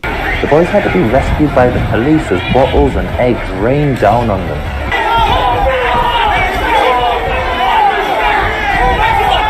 Mohammed hijab then threatened a police officer. So, but nothing has been done. So, Mohammed hijab's obviously got free gratis because of our political class. So, nothing is being done by our political class to bring this individual in. He's basically, the laws don't apply to him, obviously. That he'd kill the boy's dog if he saw it again. However, when those Zionists came in with their dogs, that was an act of provocation. So what we're saying now, and I'm making it very clear so everyone understands, if those dogs come close to us again, we will see it as an act of aggression. And but this guy is basically provoking, and this is the same fellow we're going to see in the Midlands. This is the same fellow. So he's basically an agent provocateur that's been facilitated by our political class. We will kill those dogs. He's also doing some terrible things in Speaker's Corner as well. That's right, we'll put them down. Hijab and Dawa then. So he's now threatening dogs with physical violence. I mean, really? Led the crowd to Speaker's Corner, and as the mob marched through London streets, screaming, "We'll find some Jews. We want their blood," the police did nothing. Yeah, that's incredible. Let that sink in. Yeah, I'm not surprised. So the Jews, the Hindus, basically the persecution has been facilitated again by our political class. They're calling for our literal blood, and the police are just strolling alongside them. But that's not hate speech, although wee Nippy's brought in hate speech that only applies to straight white men, apparently. Jews there! You want the Zionists, you want the blood. This is the Nike anti-Jewish edition. A couple of hours later, we were violently... So if this was like National Socialists or anybody else, something would have happened. So this is, obviously we're getting into rules for thee but not for me scenario by our political class. ...assaulted leaving a kosher restaurant in an anti-Semitic attack. I hate to say this, but I'm not sure there's a future for Jews in this country. We're being attacked on the streets by extremists, and the police do nothing. The difference between us and them! So the same thing's happening with the Indians as well now, what we're going to see in a minute. So if this was a group of like white skinheads, all the media would be all over it, everybody would be talking about it. But because it's Islamofascist, there seems to be, and maybe that's down to the king. We're going to find out tomorrow what the king's relationship and the deep state's relationship is with Islam and fascist beliefs. Life begins! For us, we believe that death begins! Oh my goodness. We believe that life begins at death! Well, let's hope you facilitate your own then. We don't care about death! We love death! And if you think that our people in Palestine or across the Arab and Muslim world... The Arab and Muslim world. Well, all Muslims are not Arabs, but it's quite interesting. But you're not in an Arabic place now, Mo Headscarf. Well, let go of the struggle and our sacred places like Al-Aqsa. You are grossly mistaken. You will never, ever, and I say this to Netanyahu, I say this to all of the powers, we will never allow you to put your gross hands on Masjid Al-Aqsa. Now, bear in mind, in the Quran, it's anti-Semitic in itself, just like teachings in the Communist Manifesto, the Jewish question, and National Socialism.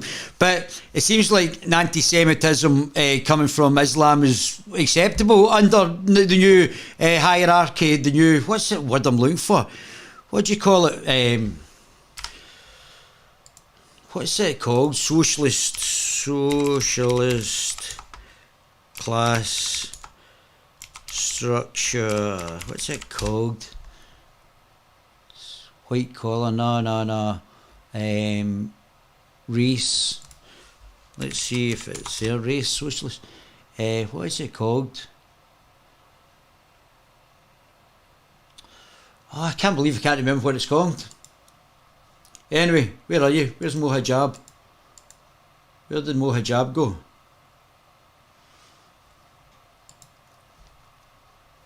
Race socialism. Race socialism. No, where did that go?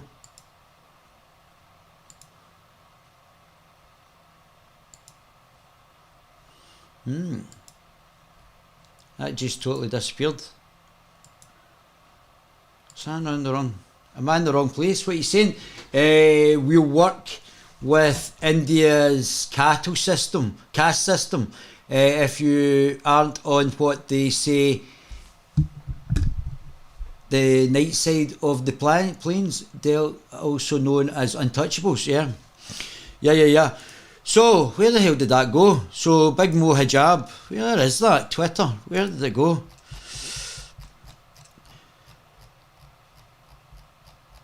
There he is there. So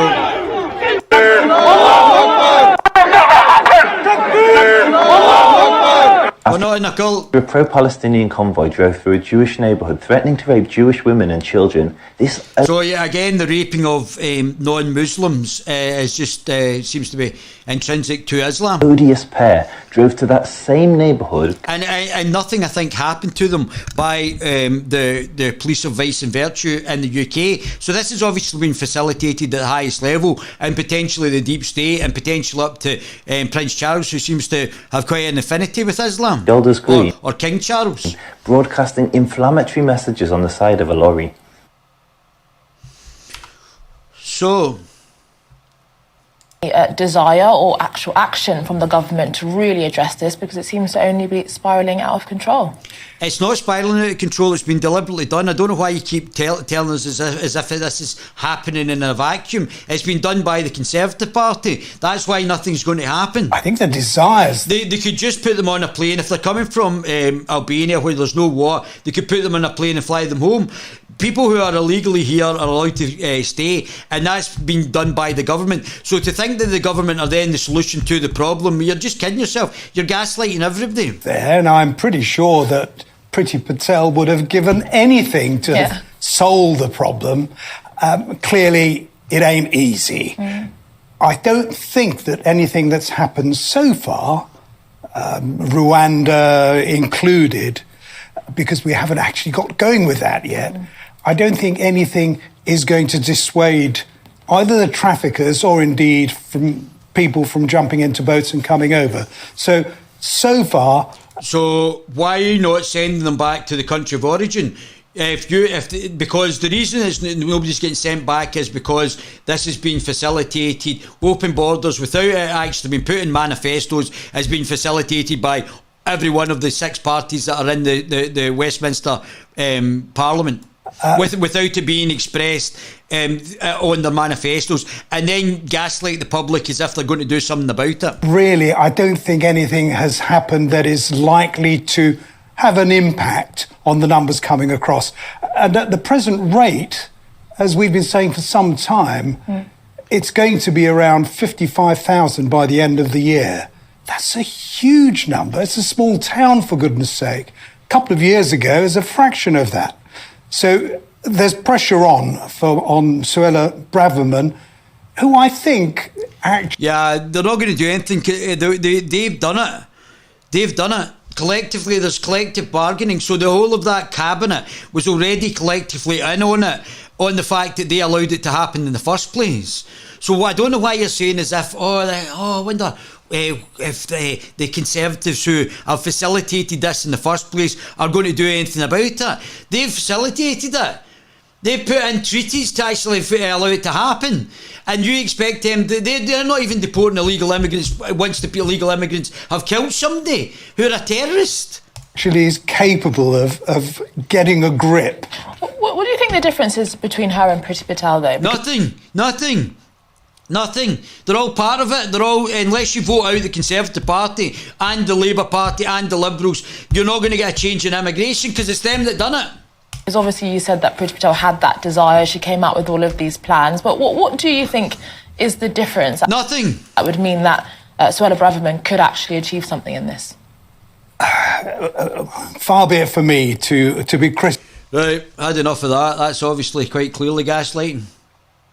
Came out of the blue at the beginning of September, just an email that said, in fact, I've got it in front of me, it says, after a review of your account activity, we've determined you're in breach of our acceptable use policy due to the nature of your activities. So Molly Kingsley, co-founder of Us For Them. And we've placed a permanent limitation on your account. They actually said originally that we could get the remaining balance out. We've not been able to. You try and do that. So to me, that's theft. So if PayPal are actually not allowing people to take the money out of their account. That's not their money, that's their money. Their money. We should be looking at the processors like MasterCard and Visa, and if they're mucking about, we should set up our own. And you just get referred around help centres, and fortunately, so they've stolen your money. They have, well, for 180 days. They say you get it back at 180 days, or say you may get it back after 180 days. Well, hold on a minute. Yes, I have to say, I'd be at the small claims court before then if I were you. Well, you know what? So that was my first instinct. And then I just thought, this is a business. It obviously doesn't want our custom. And actually it leaves us with a real... Well, why are we facilitating in the UK? I don't. If they don't want a business, then don't facilitate it. Just kick them out. Put blocks on their websites. There is ways of actually then saying if they're going to muck about with British nationals and it's a foreign company, then we can start mucking about with them. That's as simple as that. Urgent problem to solve. So if I'm really honest, the first thing we did was just saying, oh my God, how do we get all the people that have got standing orders and direct debits going to us monthly? This keeps the lights of the organisation on, and we can't survive without that money. So how do we get them transferred? So we found an alternative, and I just thought, actually we're not going to put up with this. Like, you can cancel our account, but you're not going to cancel us. Yeah, exactly. This is the thing. This is a very clever, subtle way. Now, could it just be a coincidence that two organisations who have campaigned against lockdowns and campaigned for freedom of speech and freedom of debate on these issues, that in the same space of 2 weeks, they both happen to have their accounts closed down for the same reasons given, i.e. you're in breach because of the nature of your activities, exactly the same wording, I'm telling you, that won't last. So here back in Iran. So this guy's just walked up and slapped the woman.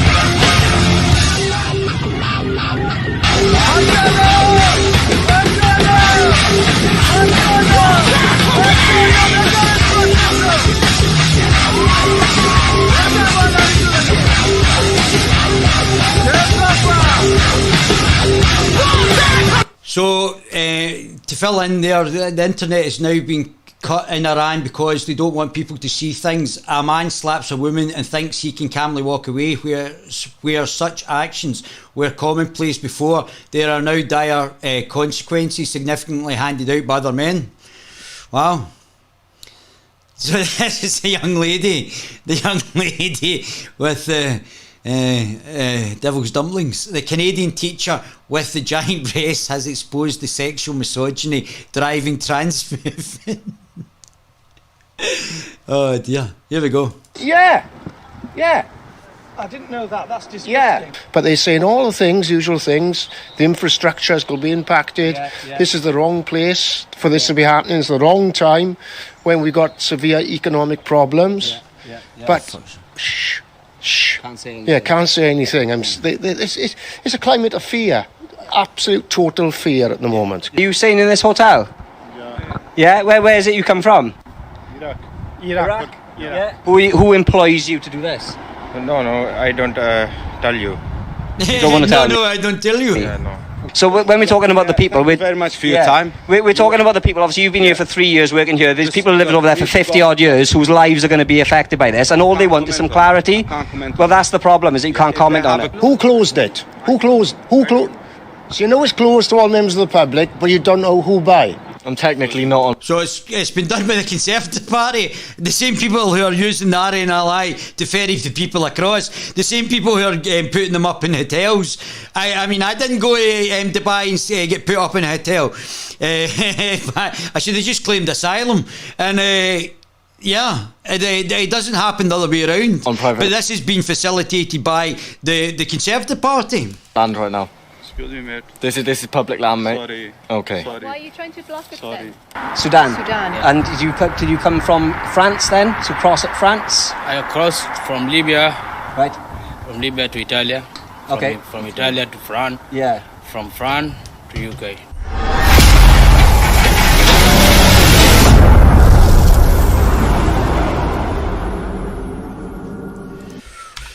So, police call for calm after serious disorder breaking out in Leicester.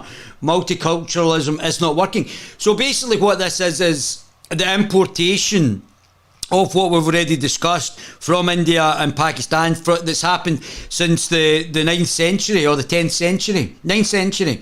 The Islamic killings of Hindus by big doughball Mohijab. On a permanent end to the ArriveCan app, the vaccine mandates, and all COVID mandates. Currently, the government has only suspended some of the mandates, but thanks to the opposition pressure, they will be getting rid of the ArriveCan app and the border mandates. The petitioners note that other countries around the world have removed all their vaccine mandates and restrictions. Petitioners are calling on the government and the Minister of Transport to end all federally regulated COVID-19 vaccine mandates and restrictions. Thank you, Mr. Speaker.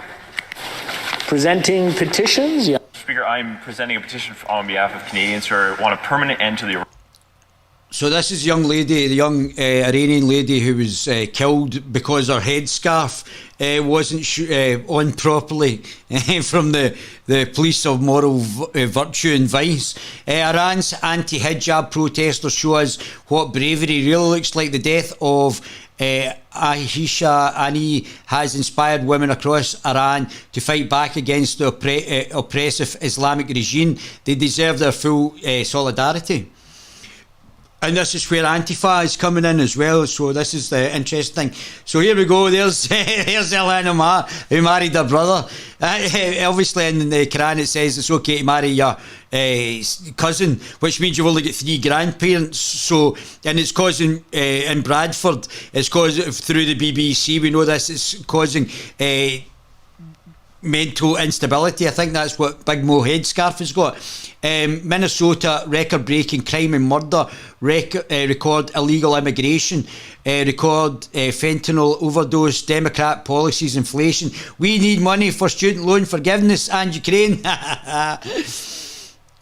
Thing is a heartbeat at 6 weeks. It is a manufactured sound designed to convince people that men have the right to take control of a woman's body away from her. There is no such thing as a heartbeat at 6 weeks. It is a manufactured sound designed to convince people that men have the right to take control. I actually think that this woman's mental, and this is the product of employing people who have got mental deficiencies as in your political class. This woman is absolutely, every time I hear Stacey Abrams speak, it feels like I'm losing brain cells. She's an idiot. Here we go. Excited. I'm not a bit excited. I'm extremely excited. And to all these vegan, violent, vegetarian Hindus, you don't know the unity of Islam. We will break you, and we will break you into pieces. We people laughing at you guys, especially the ones they are commenting on my videos with no pictures. Time, location, anywhere, anytime will fuck you like there is no tomorrow. Your mom will be regretting for giving birth. Well, don't forget, that's actually an actual threat. Again, the police do nothing. Our police are just charlatans now. They're not actually a police force. So that's Deepak Mahajan. And obviously from the history that I've just shown you guys, that's a serious threat. And he was talking about fucking your mum and things like that. I mean, that's just absolutely disgusting. So here we are, wee nippy, worse than useless. We do listen to staff. The Health Secretary meets... So we've got Hamza Useless, who wants to put people in jail for insulting them, as the Health Minister, who's doing a disastrous job, and wee nippy who couldn't run a bath. With staff and with unions and professional organisations on a regular basis. So he's absolutely destroyed. This Muslim here has destroyed the NHS. We've got waiting times, major problems in the NHS, and there's Winnie laughing. Of course, there are many more staff working in our National Health Service today than was the case when this government took office. I think more than 20,000 additional staff have been recruited in that period. Anna Sarwar. He might listen to staff, but he's not hearing what the staff are telling him and taking the necessary action to help people across the country. In terms of the actual question I asked the First Minister, the answer she was looking for was 38,255 people have waited more than 12 hours in A&E since the recovery plan was published. 38,255. And frankly, people... It's great enough for him as well. So there's the ref. Nicola Sturgeon highlighted A&E waiting times in Scotland are better than those across the rest of the UK. Scotland's, this is the National, which is a SNP supporting or nationally supporting periodical, better than the rest of the UK, and the ENA waiting times. Apparently Nicola Sturgeon was getting it tight. NHS crisis, usually look elsewhere. Stalin, Pol Pot and Mao killed more people than me. That's very good. So Unity Use Network. Receive this award, and please allow me to dedicate it and to share So it this is just a globalist shill with this character. with millions of ordinary Europeans. Oh, the ordinary people, not us elite. We're doing our bit by taking less private jets. Who have helped us all to make it through the pandemic. That we caused. From the scientists who developed the life-saving. Yeah, it's very strange. Didn't cure you, and it didn't stop you getting it. It didn't stop you passing it on. Vaccines to the frontline workers in our hospitals. Who you sacked if they refused to take the actual jags that didn't seem to work. And the essential services. This award is also for them. This is for sure. That's absolutely horrible. I don't know what's that. It looks like a makeup bag for eyeliner. Sure. Stinking. And I just wanted to share 3 major lessons that I would rather you didn't. I've had enough of you already.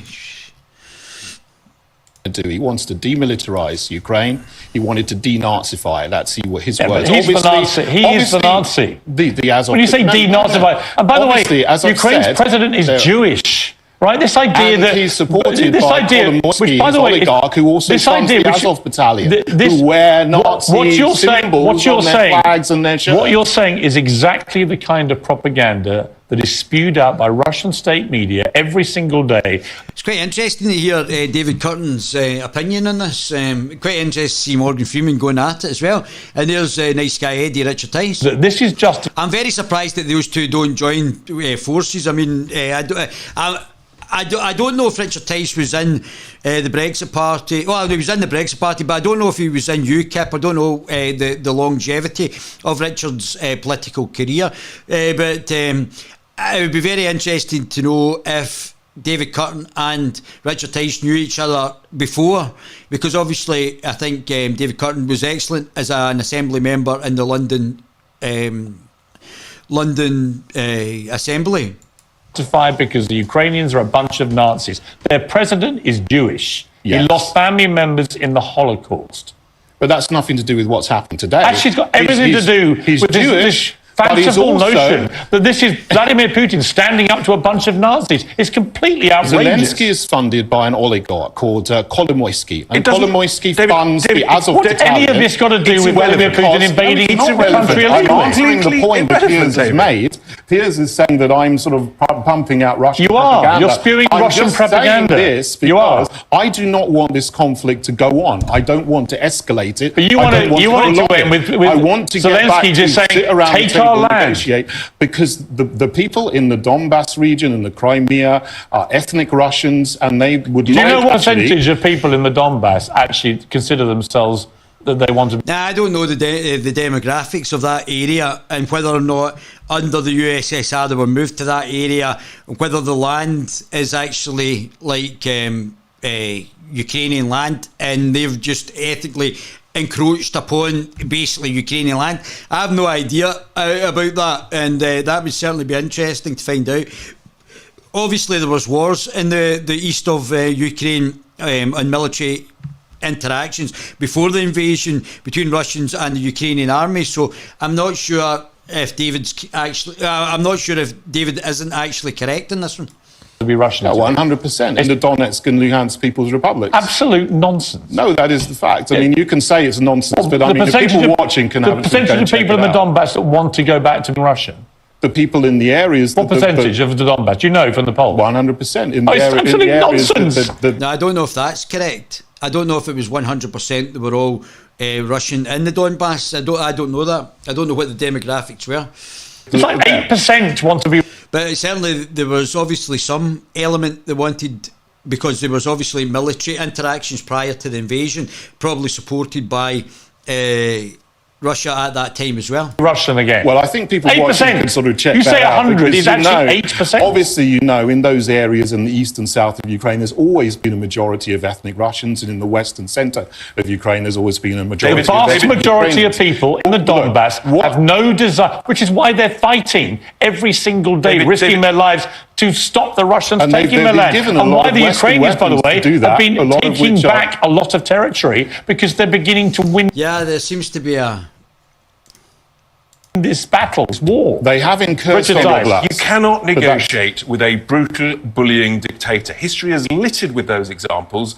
The greatest, most horrific. But don't forget, obviously, Putin was part of the WEF, and I think it was in the World Leaders thingy with the rest of the leaders. What's his name? Who's the Turdo and Jacinda Ardern, and so they all come out of the WEF leadership programme. Horrific of all was Hitler. So here we go. So Joe Biden inciting violence as usual. As you know, this week. This is from our good friend Salty Cracker. Joe Biden came to Philadelphia, Pennsylvania to give the most vicious, hateful, and divisive speech ever delivered by an American president, vilifying 75 million citizens plus another probably 75 to 150, if we want to be accurate about it, as threats to democracy and as enemies of the state. You're all enemies of the state. Here's some more of that insane Democrat commie privilege just after Joe Biden told all of these left-wing nut jobs, you gotta kill maggots. You gotta kill them. You gotta exterminate the maggots. Here you go. Some more of this. Here you go. You've got a lunatic left-wing nut job, a goofball in his 40s who gets into an argument with a teenager and then kills him over, again, political squabbling. If you're 40 years old, why are you even arguing with a teenager? I mean, damn.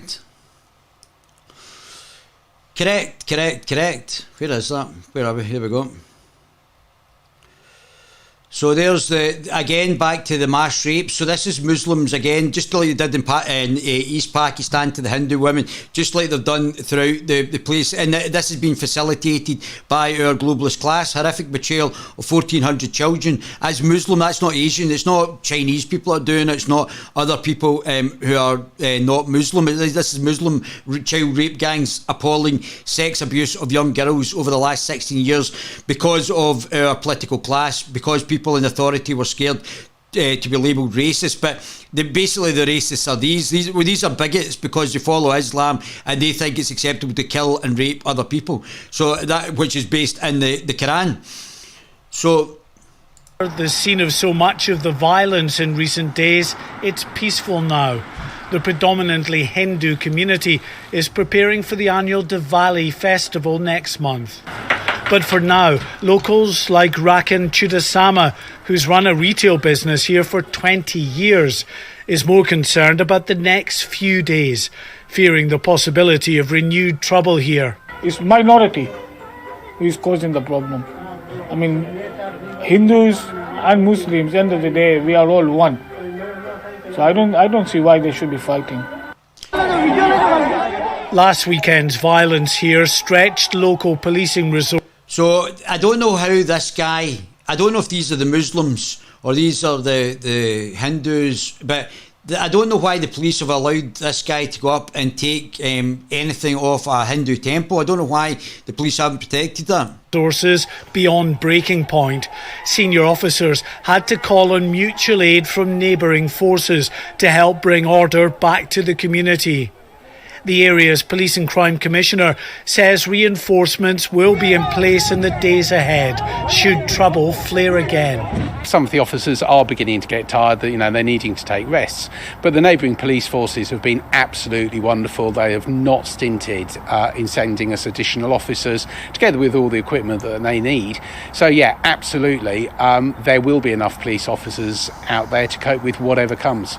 The violence here between young Hindu and Muslim men flared up after a cricket match between India and Pakistan on the 28th of August. Both sides, of course, blame each other, and social media... But obviously we've looked back in history and seen where the aggression has come from in the Muslim rule of India as well. ...has only intensified the anger and unrest. The violence here is a huge blow to Leicester's reputation as one of the country's most ethnically diverse, yet largely harmonious communities. A city that has always proudly boasted of its multicultural heritage. Suleiman. Well, it's not always, because I think Enoch Powell came from Leicester, and he predicted that this was going to happen. He gave the Rivers of Blood speeches. So now we've imported from halfway around the world ethnic conflict, or religious conflict and ethnic conflict, but basically religious conflict from the Muslims. We've imported that, and the persecution and the failure to do anything by our political class. Nagdi from the Federation of Muslim Organisations in Leicester believes a recent surge in immigrants from the subcontinent has added to the volatility within settled and, to an extent, integrated communities here. In recent years, we've had a new migration that's come in over the last 4 or 5 years. Now, I don't wish to stereotype a particular section of the community, but that community came from a different background, and therefore their understanding and the norms of British society may be different to that of mine. And I think we have not built the bridge between that community and ourselves, and hence I think the problem lies at every section of society. Despite the calls for calm, it's clear that below the surface there are those prepared to exploit ancient animosities and import the kind of interfaith intolerance that has so divided much of the Indian subcontinent. Mark White. So this character's now doing this up in the Midlands now, so he's not sufficed to do it in London. He's now trying to cause problems and antagonise up, and again, nothing's happened. It's been facilitated by the political class. Deep down, and let me tell you something. All due respect, actually no due respect, yeah? No due respect. They get this guy's inciting violence. This guy is literally inciting violence, and he has a problem, and yet not being addressed by the political class. If they believe in reincarnation, what a humiliation and pathetic thing for them to be reincarnated into some pathetic, weak, cowardly people like that. I'd rather be an animal. I'd rather be reincarnated as a grasshopper, bro. That's the truth. So how comes now in Leicester, the Hindutva are coming out, yeah, and you're trying to act like gangsters? You're trying to act like gangsters. Come on, man. You're not about that life. Don't ever. I'm saying this directly to all the so-called Hindutva wannabe gangsters. Don't ever come out like that again. Do you understand? No chance. Are they going to come out like that again? Never. So this guy is quite clearly antagonising the situation, and nothing's happened to him. So he's not antagonising it down in London, he's antagonising it with the Jews, he's antagonising it with the Hindus up here. He's causing hatred. That's what they like, don't they? They like increasing hatred, but he's actually facilitating violence. And which is worse than facilitating hatred. You can be hateful to somebody but not facilitate violence. This guy is facilitating violence, and nothing's happened to him. So why is that been protected? They're going to come out like that again? No. Because if they do come out, are we going to be here, yes or no?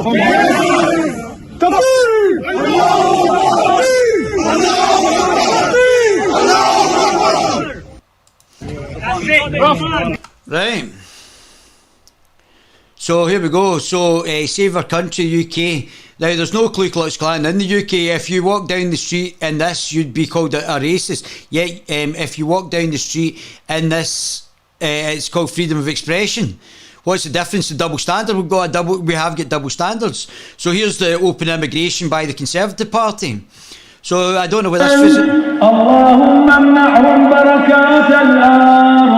وفرقهم تفريقا ولا مبال بالقلوب وبيناه على هذا إذ اشتد أمه رملت باكية نازبة ولا ماء فقطعها I think this must be the Shia. So this is the same people who the women are trying to tear their hijabs off in the streets that are now being facilitated by Prince Charles, who seems to like Islam, in London.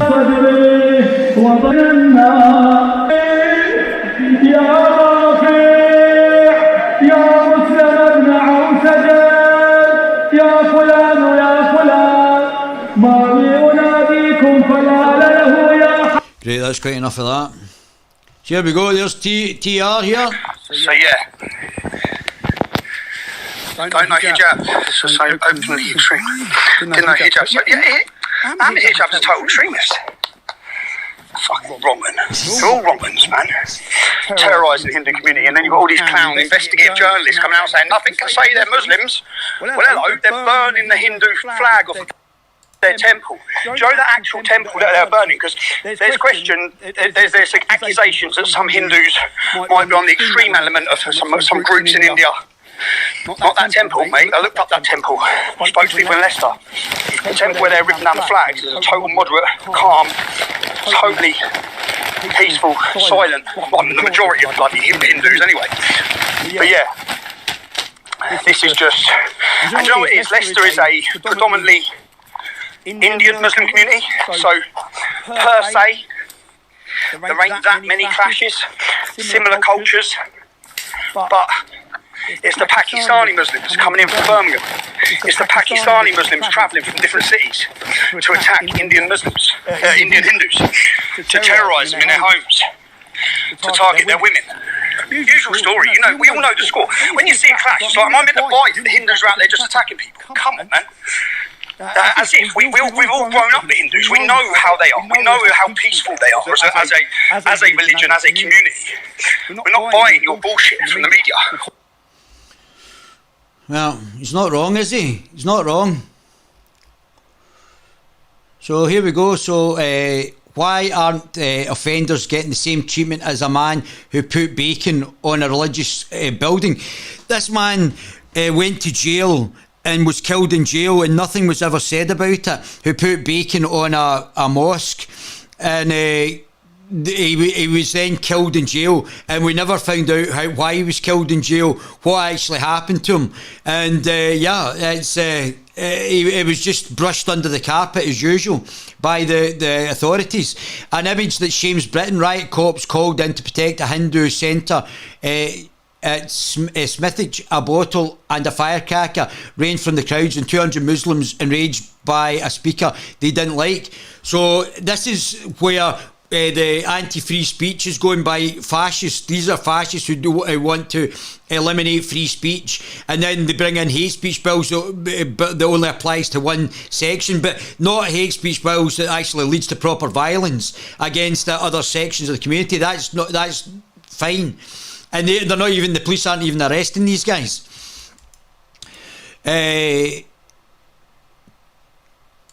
And the courts aren't doing their job. They should begin deport them. So this guy's another inflammatory individual. Islamic Scarlet Pimpernel Shakil Afsar, seen here in Smithwick Hindu Temple confronting Barclay MP Kim Ledbetter, confronting MP Jess Phillips on LGBT lessons in Birmingham, objecting to the Lady of Heaven film.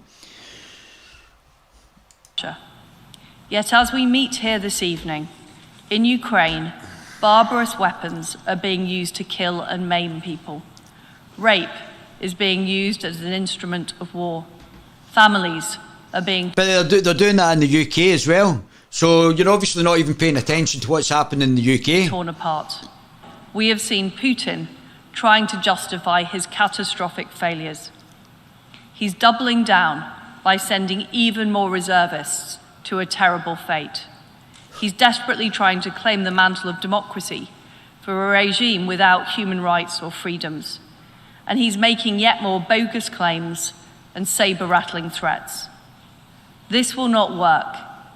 The international alliance is strong, and Ukraine is strong. So, and this is the worrying thing.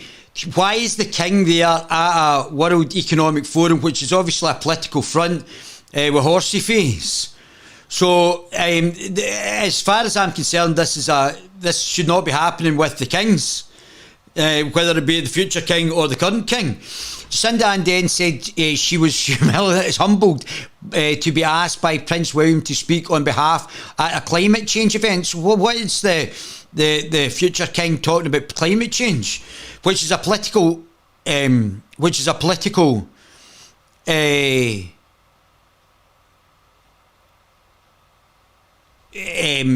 subject. Climate change is subjective, it may be subjective as well, and unless you are replacing the amount of energy generated and actually changing the source to the same amount, then people will die of cold in the winter because the bills are going to be so high.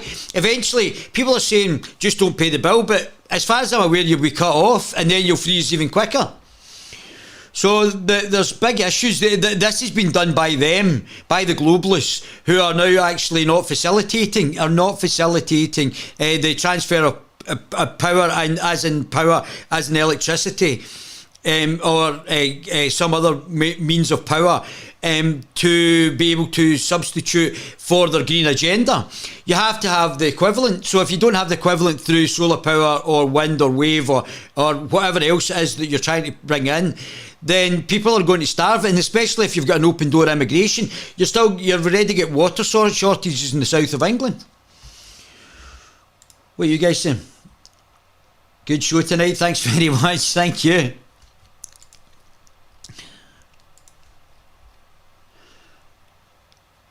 Oh, this is brilliant. This is absolutely excellent. This is Officer Tatum. I want to introduce you to someone that's been doing property for what, 7 years now? 7 years. On a monthly basis. Just think. So when I questioned why the equity... So this is what Wee Nippy the Mad Lesbo, is wanting to bring in Scotland. This is exactly what's bring. So not only are they bringing in rules for thee but not for me, but they're also now trying to humiliate straight white men, all the people in the so-called Scottish National Party. So when I questioned why the equity statement... This is getting called anti-racist, but this is critical race theory that Wee Nippy's brought in under the back door. ...couldn't represent all students.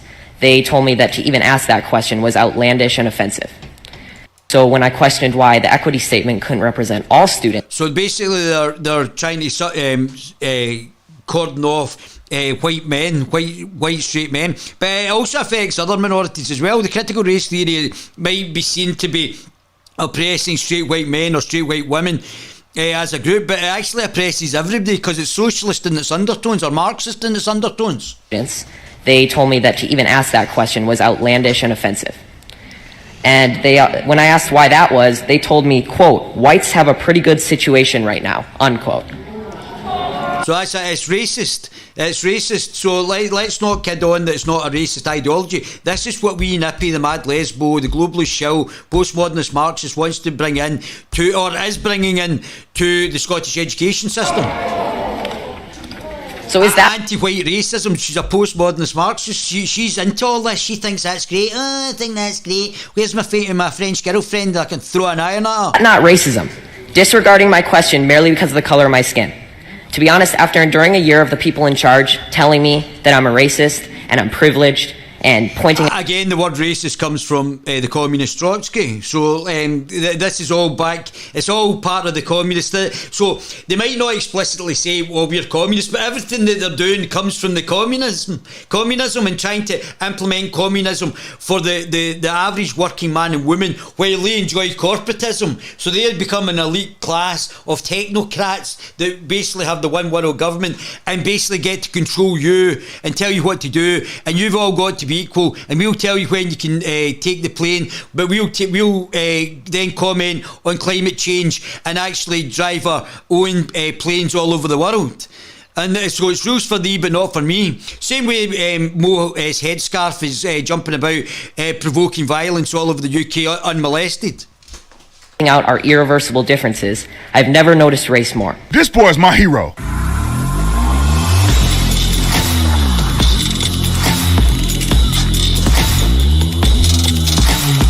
This video is brought to you by Manscaped.com. Manscaped.com, ladies and gentlemen, I'm so excited to be partnering with Manscaped. They sponsored this video. It's been years, y'all. I've been using Manscaped products for years. Not only just me, my wife literally steals my Manscaped products from me all the time. We've been using them for over 3 or 4 years. So I'm glad to present to you. Hope she's not shaving her balls. You guys, that Manscaped is offering a performance package 4.0. It's got the brand new 4.0 trim. The product, I will make a video. Make sure off Laura Ingram, trying to do my thing for the American people. But I had to mention this video. This young man being bold, brave, courageous, and speaking up for truth against a school board. They always say, and I make these videos all the time, they continue to say, no, man, you just making this up, man. They're not doing this at the school, man. They know CRT ain't even bad for you. So Wee Nippy calls it anti-racist, but it's basically CRT that she's trying to implement in Scotland as well. She's a scumbag. You know what I'm saying? They just teach the true history. Well, let me show you the effects. There is no reason for CRT. In fact, everybody was going on quite okay, but the fact is CRT's been brought in because she's a socialist, communist, Marxist piece of shit, and that's why she's trying to bring in this so-called anti-racism, which is basically critical race theory that was set down by Marxists to be racist against white people, and Wee Nippy's facilitating this because she's just a wee shell, a wee vacuous shell for the globalists. And what young people are actually experiencing. A fake nationalist. Because they have the people that look like me be the victim, and the ones who look like this young man are the victimizers. And it's unacceptable. We should not be doing this in the school. Listen to what the boy had to say. This is a pretty long video, but I think it's all valuable in the context, and I applaud this young man. And if anybody can find out who he is, get him my contact information. I want to talk to him. I want to have him on my show. Roll the clip. It's Brad Taylor, and I just finished my freshman year at RHS. I've been a part of District 196 schools now for 10 years, and I'm going to give you a glimpse today of what's actually going on.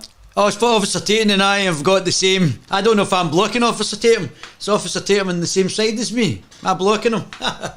Don't know, but Officer Tatum's got his wee cutout just like me. That's fantastic. Inspired by Officer Tatum. Inside these schools. Actually going on. Despite the board's attempt to deny it, District 196 schools are quickly becoming a place where promoting activism is actually more important than... So they're basically... dopey Joe Biden, the geriatric imbecile, is importing basically Marxist views through some of the most idiotic people I've ever seen, whether they're ethnic minorities or not. I'm more interested in politics, what they speak like and what their underlying ideology is, not what they look like. But a lot of these are ethnic minorities are bringing in this communism. So although they don't say explicitly, Wee Nippy doesn't say, oh, I'm a mad lesbo, misandrous, postmodernist, Marxist, globalist shill. She doesn't actually say that. She doesn't really need to, because she's bringing in the policies that were basically, social justice was basically a Marxian principle. It's not justice, it's justice and equity, not equality, equity. So we're going to actively discriminate until we get the outcome that's basically equal. So we would have to then start replacing 6'8" African American basketball players. So I can just stroll up and say, you don't have enough white, straight, 5'9" basketball players. Doesn't matter that you're better than me. You've just got to make way. Promoting education. I'll take you back to my first day at RHS this fall. The principal came out and gave us a heartfelt speech about equality and standing together. He began to list countless races, such as Latino, Asian, expressing how much they matter and how important they are. But never once did he mention a race or identity that reflects me, or half the kids that were in the class. Now, members of the board, I know you haven't been to school in a while, and I know none of you, or most of you, don't have any kids left in the school district. But you must admit how uncomfortable it will be to be characterized just by your skin color on the first day of school, and be thought that you were wrong just because of your skin. That's total racism, and that's what Wee Nippy wants to bring in Scottish schools. So, and the majority of schools are predominantly white, and the reason she wants to do that is because she wants open door immigration, and there'll be a lot more immigrants to replace the Scottish population, where women like wee Nippy, who's not produced any children, means that we've got a declining population, and the globalist shills are only interested in population replacement. Skin color. So I'll never forget the look one of my friends gave me from across the room. Wee Nippy has got exactly...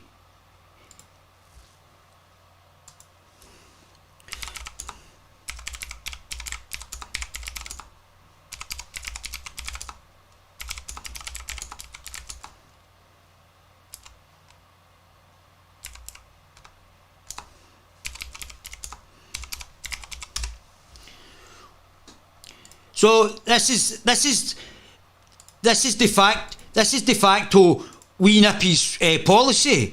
She's not produced any kids. She's basically going to die out. As intelligent as she is, she's basically unable or unwilling, especially if she's a lesbian, to produce any children. Probably get penisophobia. And but Nicola Sturgeon has exactly the same policy or principles as this.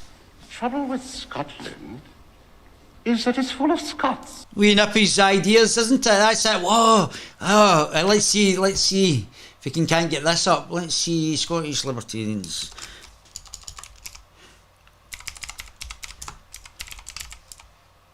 Oh, it is.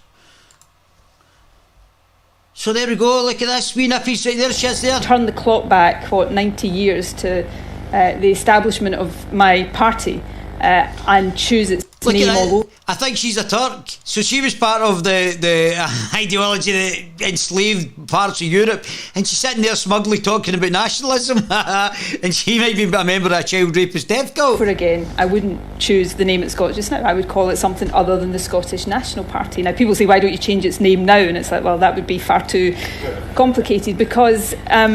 But I mean, how disingenuous. So you've got a party called the Scottish, so you're a skin suit politician, because your political party does not represent anything that your party should as Scottish nationalists.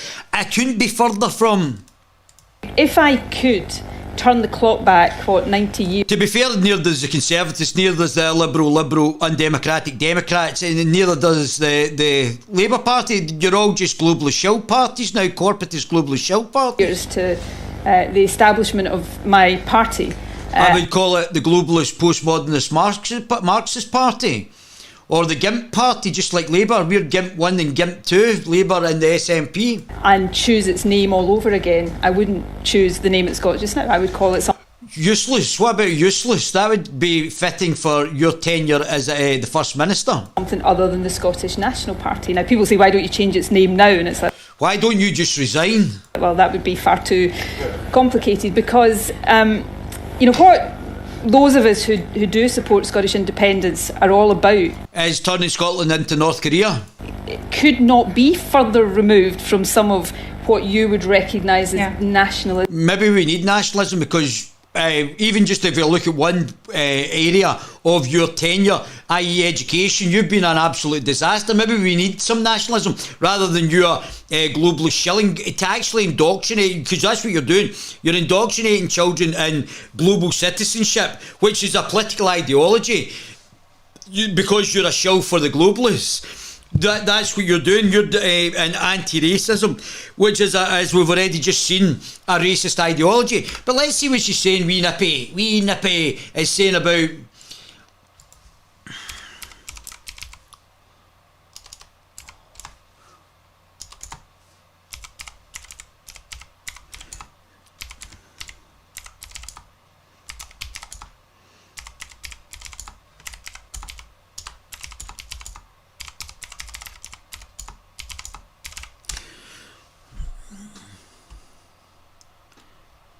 See if we can...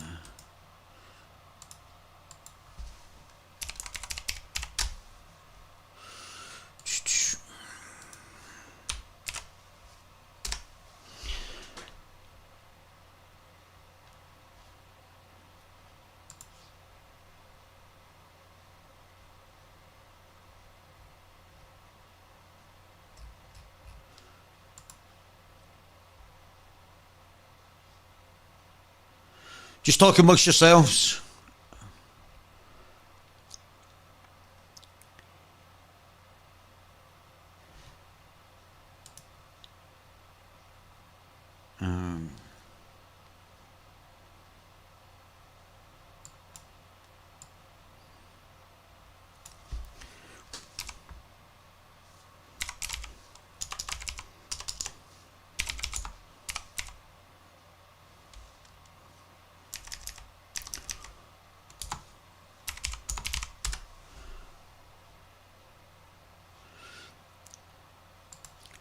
I actually think they take these down. Keynote address.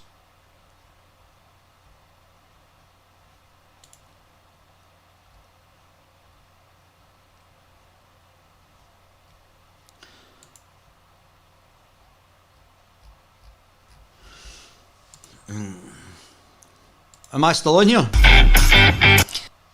Years to this Communist Trotsky. So where am I?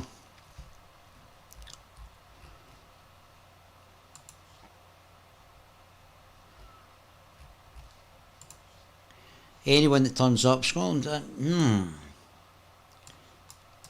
Wonder if I can work it that way. Quite difficult to find.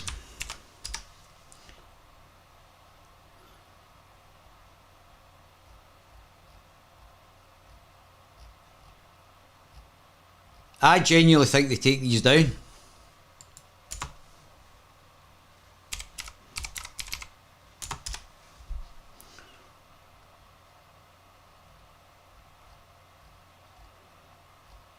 So I'll just explain it. So Nicola Sturgeon is in with a Muslim, and I don't mind being inclusive, but she's sitting there saying that anybody that comes to Scotland is a Scottish, she is.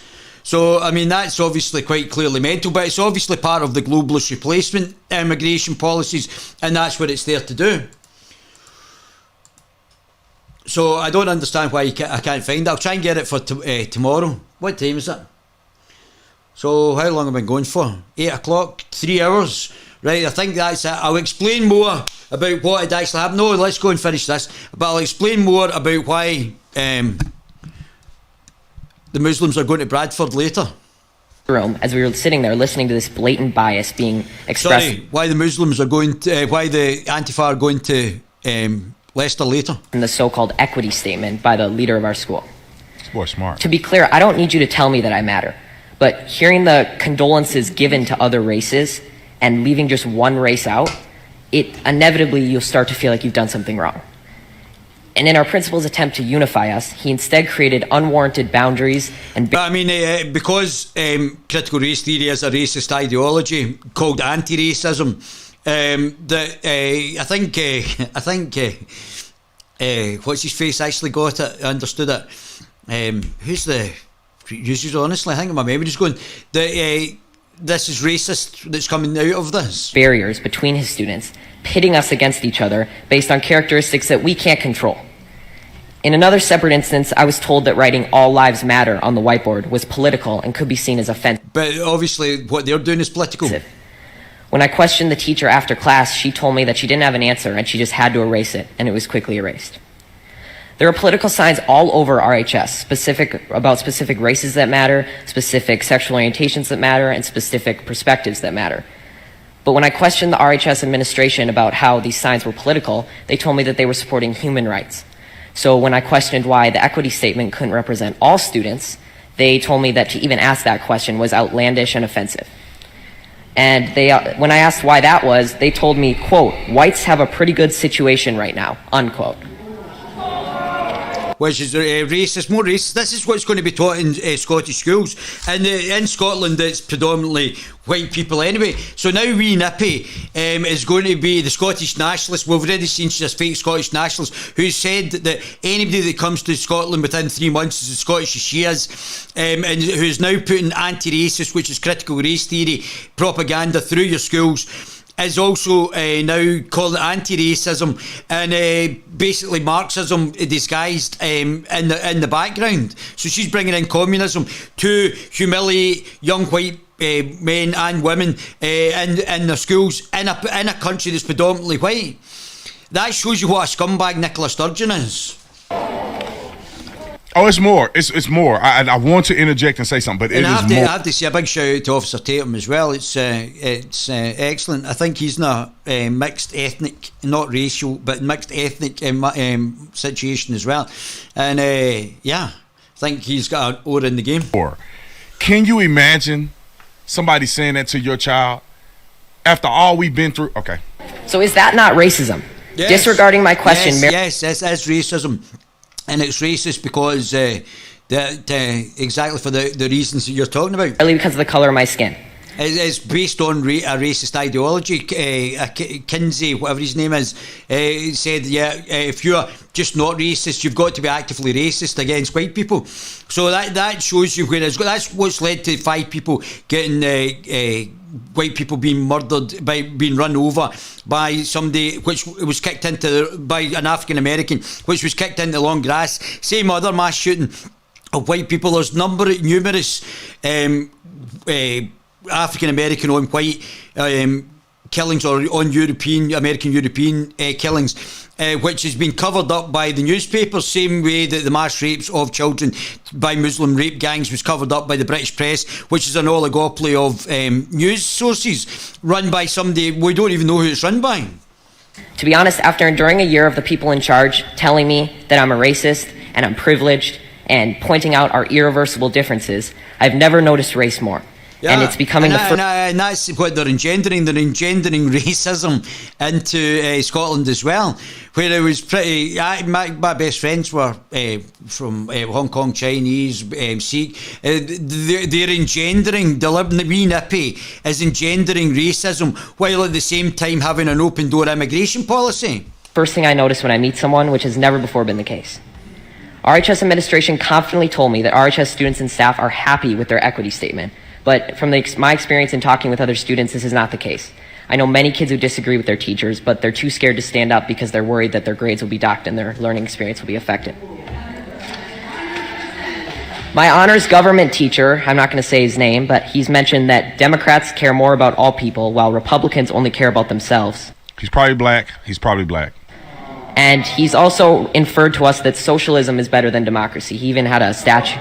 He had a statue of a socialist leader in his classroom. Yeah, him and Klaus Schwab.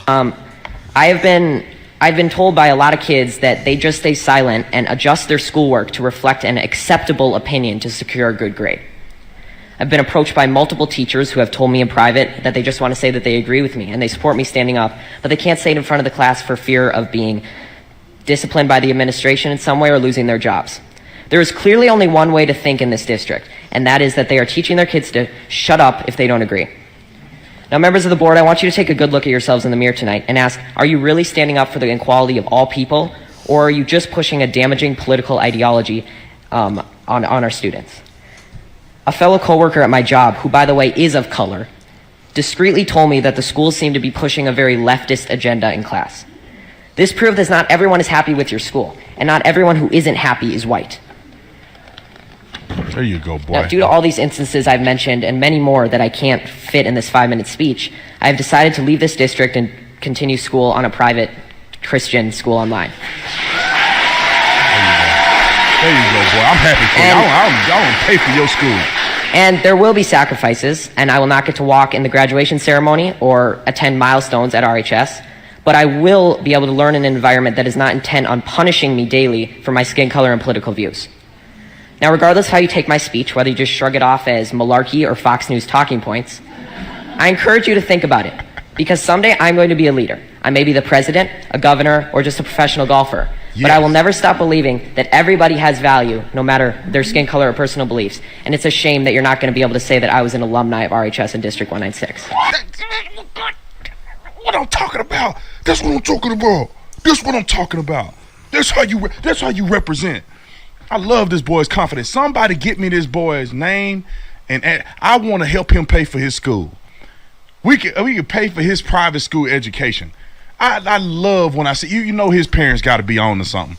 You know his parents are doing what's right. That boy said, I'm going to be somebody one day. I'm going to be the president or a professional golfer. Either way it go, y'all going to feel bad that I'm not an alumni of this school. God, I love this kid. I love this kid. I want my son one day to grow up and be just like this kid and be bold and tell the doggone truth. And it's a shame. It is a shame that we have these things like this going on in our school system. It is a shame. I understand that you want to uplift people, but you don't uplift people by tearing other people down. That's not how you do this. Then that's what we nippies went to, the Scottish nationalist. The wee commie show. That's exactly what she's wanting to do. Let's keep going. Let's go. So here we go. So Leicester and downside with diversity, my column this week. So there we go. There's Douglas Murray in The Spectator. So I think there's quite a few. So Liz Churchill, she's great as well. Never forget the World Economic System Forum and the CCP colluded with Big Nose Rishi Sunak to kill the sick and the elderly in order to control and steal elections. There's Mr. Robinson there. Free Speech Union, US, us, for them, have lost their PayPal accounts. No, of course not. It's funny, though, how many of these acceptable voices were silenced when Tommy Robinson and many others were deplatformed, when we all warned that it would come for them eventually. Yeah, including myself. There's the Islamofascist Hamza Useless, urged to ditch flimsy NHS plan after worst ever UNA wait times. So we've got the declining educational standard thanks to Wee Nippy and Hamza Useless, and we've got a declining NHS. Well, that's excellent. Justice! Now, apparently, I don't know, and I don't really want to comment too much about this. I'm against the state killing people, whether they're Afro-Brits or anybody else. But it's unusual for an armed police force to be called out. I mean, I've never seen it. I've rarely seen it. If maybe it's just going past, but it's highly unusual for an armed response team to get pulled out for nothing. The bobbies on the beat do not have weapons on them. Usually, it's only called out if there's the expectation of the person who's meant to be being stopped having a gun. And apparently there's the Kabbaz family now backing off after seeing the body cam footage. Cop was correct. These people live amongst us, folks. So these people calling for justice. So this is Robin Holmes. Who the hell are these stupid morons? I'm ashamed to be the same species. I must be from another planet. So they were calling everybody racist and the police racist, and that's racist, and the reason that this individual was shot was because of racism. And I don't want to say this is on Twitter, so this is not cast in stone, but it looks like there might have been justification, but yet the race grifters continue to race grift, because that's what they do. Now! Black Lives Matter. So we've got a bunch of communists, and this is from Stand Up to Racism, No Justice, No Peace. But they've not seen the body cam footage, so they don't know what the circumstances were. But these people are just committed communists, race communists.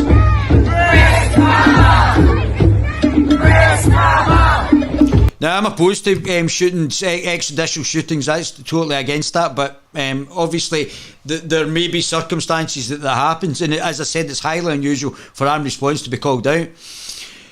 So we've got now two people, Muslims raping kids in the UK because of the Kurban Ali and Tayyab Dad, part of the Rotherham Muslim child rape gangs, just like they did in East Pakistan to the Hindus. They're now doing it to British children that's been facilitated by the British state, has been released and serving half their sentences. After serving half their sentences, not deported. You would think they would get deported, but no, not deported. Referred to one of the gang, I was pretty much his sex doll. He was an absolute monster. I felt like a dead body on a slab in the morgue.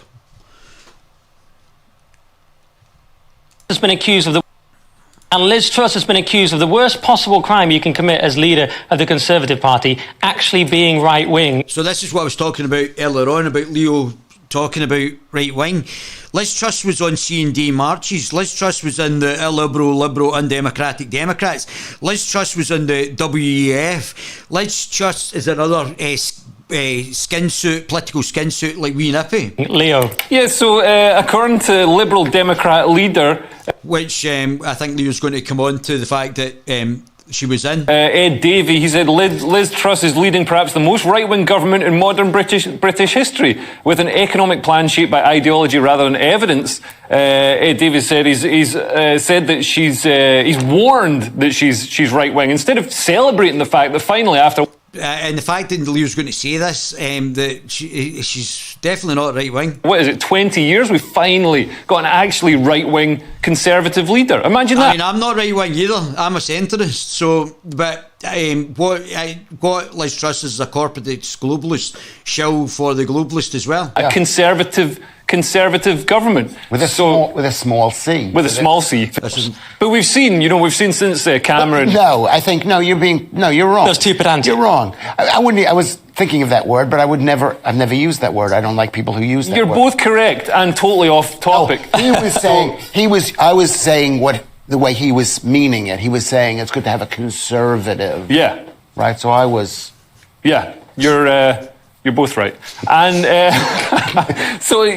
basically, I think since Cameron brought the Tories into power or into coalition government, we've had a big sort of a high tax, high spend, hug-a-hoodie Conservative government. Now we're going to have an actual sort of Adam Smith Institute Conservative government, which I'm really looking forward to. Yeah, but the point is that who's making this complaint is the Liberal Democratic leader.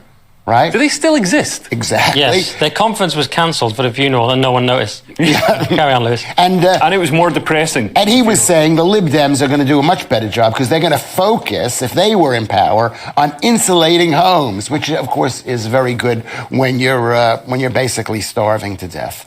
Yeah, I mean, I'm a bit sceptical. I mean, it comes from the Lib Dems, so do we really care that they think it's right-wing? Because really, they went off the deep end and went incredibly left-wing ever since Joe Swinson. Yeah. And there's a certain irony also in the fact that Liz Truss was a Lib Dem, and now she's being condemned by the Lib Dems for being so right-wing. But I'll believe it when I see it. I'm not convinced this government... Are you actually convinced, Leo, this government will actually be that right-wing? No, and I'm not convinced that they'll do anything that they actually said they were going to do or they should do, that they won't just follow the globalist agenda. So that's what I would suggest. Like, if Liz Truss is right-wing, then I'm the newly crowned king of the United Kingdom of Great Britain and Northern Ireland and all other realms and territories.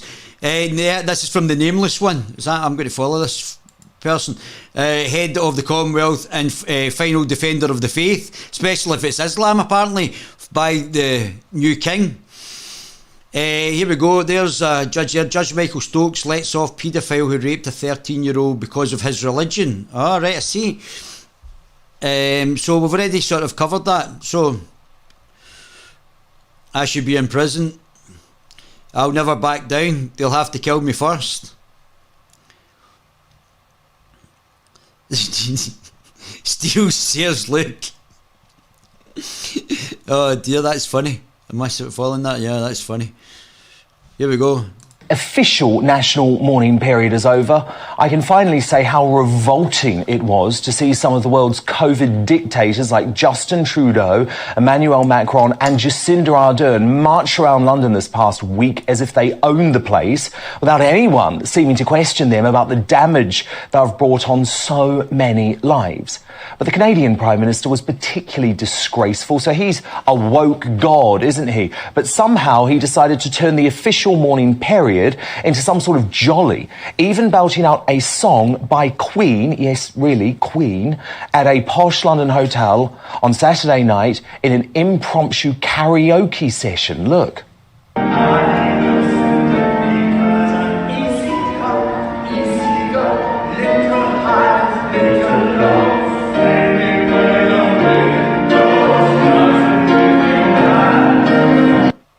What a disgrace. And I'm not just talking about the singing, by the way.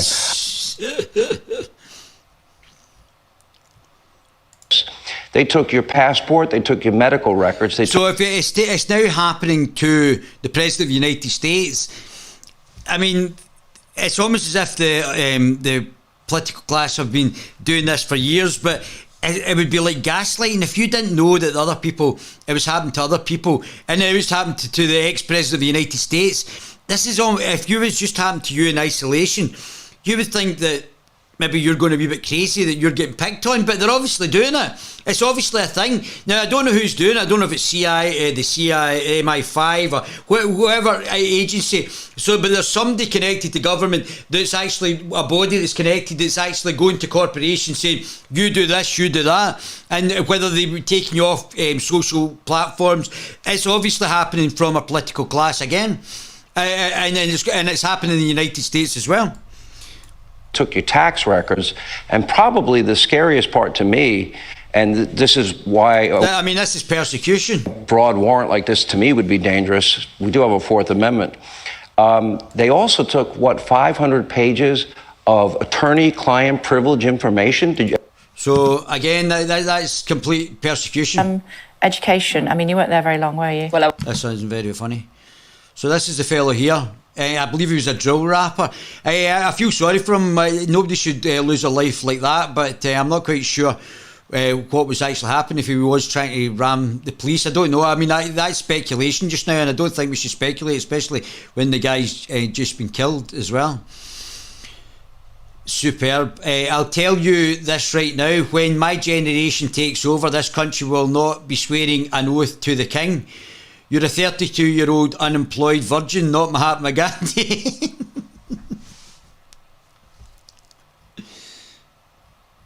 So Google account has been disabled. Record support for independence and independent Scotland. Obviously, Scots are quite keen in turning Scotland into North Korea. Activists suing DeSantis over Martha Vineyard's flights. It's funny how the people who are calling for mass immigration don't like it when it's in their backyard. There's Turdo. The Prime Minister of this country lied yesterday. That is not an opinion. This is in Canada. That is not a hot take. That is not some political spin. He said he was in Ottawa with meetings and was on a plane to a notorious Trudeau holiday part of the country. That is a fact. So why do I have to believe in any of that the Prime Minister was actually observing the holiday that he called while getting caught in that lie? That's my issue with yesterday. Mm-hmm. That's my issue with a lot. Yeah. He's an arch narcissist, controlling, fascist sociopath. That's one of the reasons there. Just as well he became a politician. I think he's just vacuous. I think he's actually almost another political skin suit that Klaus Schwab has managed to conjure up. It's almost as if he's playing the part of a leader and being completely vacuous underneath. Because that's exactly the qualifications that you need. Absolutely. The specific reason I'm making him my plank is actually I am doing this on behalf of Canada.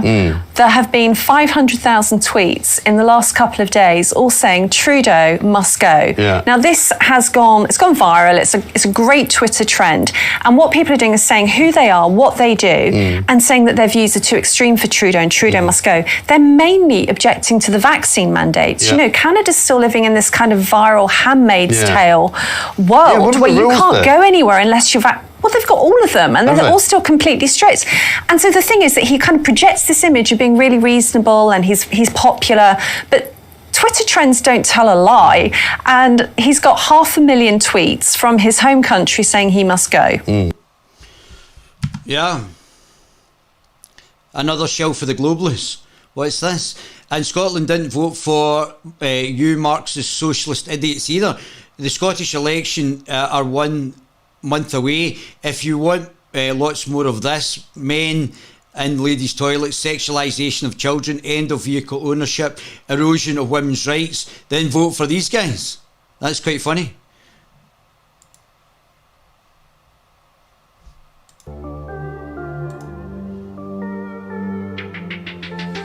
Jacob Rees-Mogg, at least somebody in charge of the energy policy.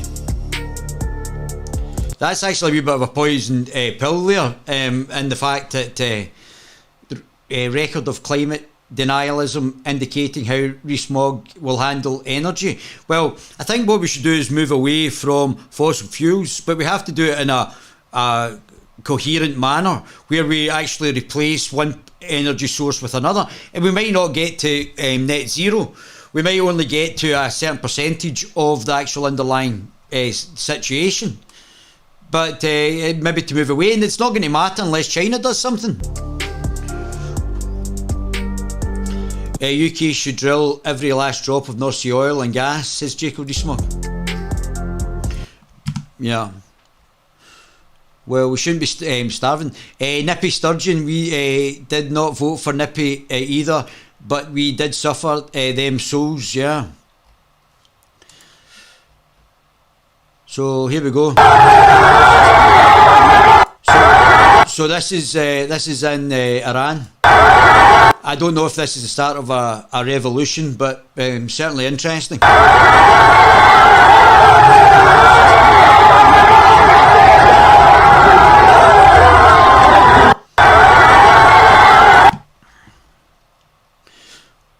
Indeed.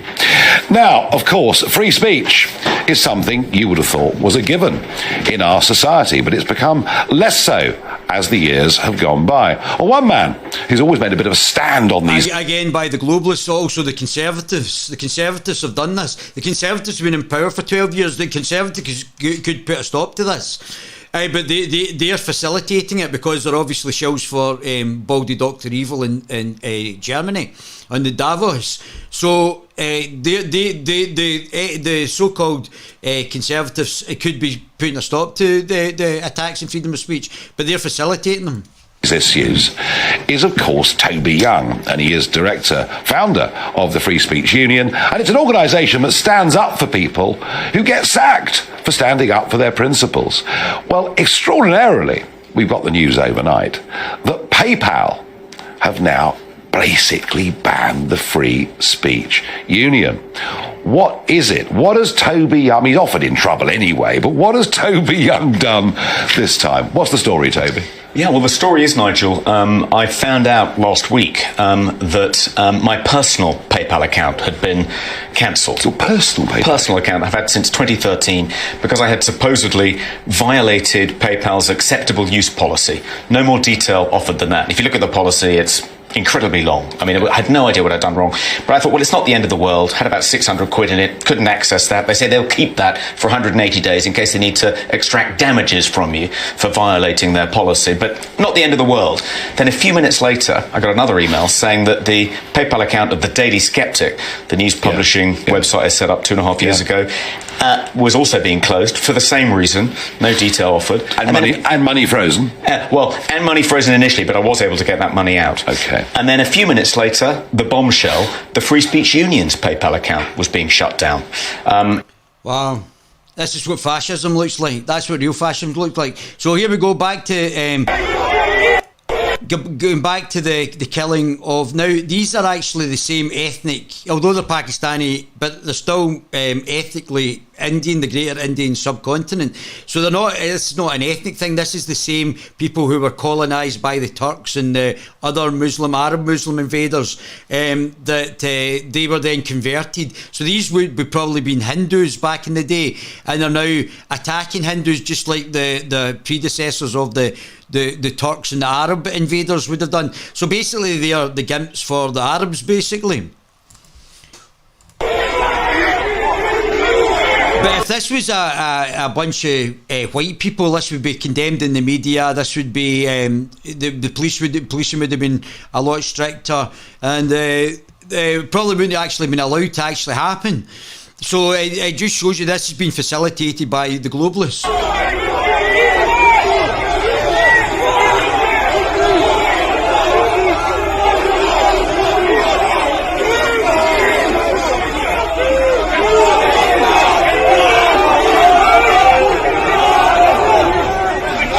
So these are the Muslims who, and this is a Hindu temple, just like they do back in Bangladesh and Pakistan and in India as well. This is the same principle, but it's now been greatly transferred to the UK for some cultural enrichment.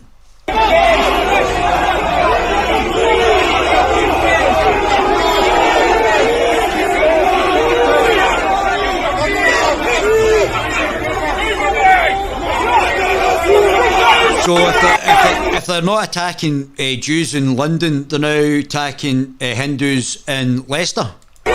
And don't forget, as I said, Enoch Powell came from Leicester and gave the Rivers of Blood speech, but he probably didn't realise that the Rivers of Blood might have been by two groups that weren't actually indigenous. So because they had replaced the indigenous population.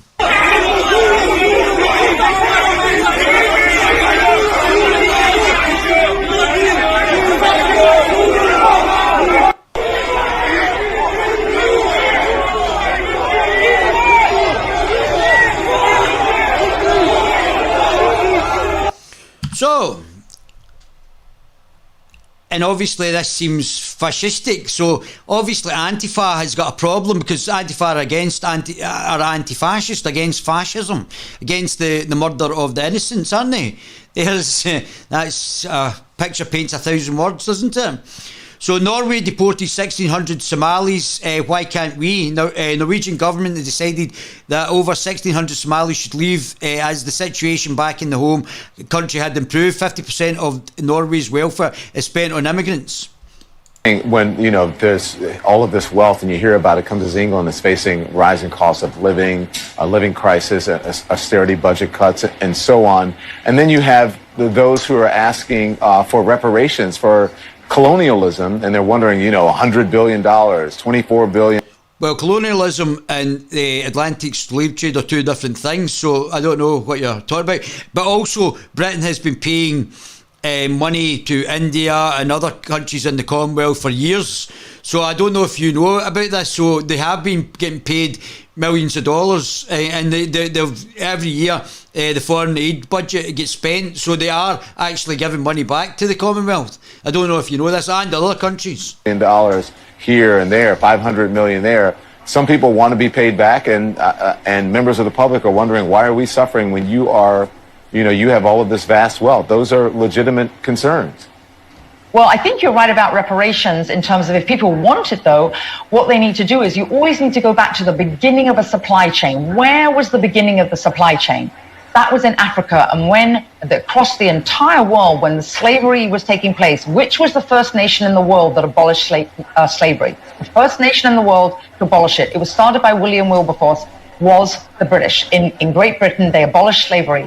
2,000 naval men died on the high seas trying to stop slavery. Why? Because the African kings were rounding up their own people. They had them on cages waiting in the beaches. No one was running into Africa to get them. And I think you're totally right. If reparations need to be paid, we need to go right back to the beginning of that supply chain and say who was rounding up their own people and having them handcuffed in cages. Absolutely. That's where they should start. And maybe, I don't know, the descendants of those families where they died in the high seas trying to stop the slavery, that those families should receive something too, I think. But don't forget, I told you earlier on, in the Caribbean and in America, some of the descendants of slaves, and who might have been slave owners, you never know, because one tribe might have conquered another, and one slave might have been enslavers one day, and the other tribe might have been enslavers the next. So, but these people who are of African descent and of white European descent that then ethnically married and had a child, may have a greater connection with the slave trade than somebody who's European and who never had slaves. I don't think there was any slaves in the UK ever. So I don't think there was a very minimal amount of people of African descent in Scotland and the UK generally. There was only 8,000 people of part or full African descent up until the last number of years. So I think 28,000 now of African descent in Scotland, but 20,000 have probably not been born here. Same time. It's an interesting discussion, Hillary. Yeah, and I think I like this new film that has been manipulated as well by the communists. So this is a young gentleman who get run over. This is a young fellow who get killed for his political beliefs at 18. This is fucking Australia!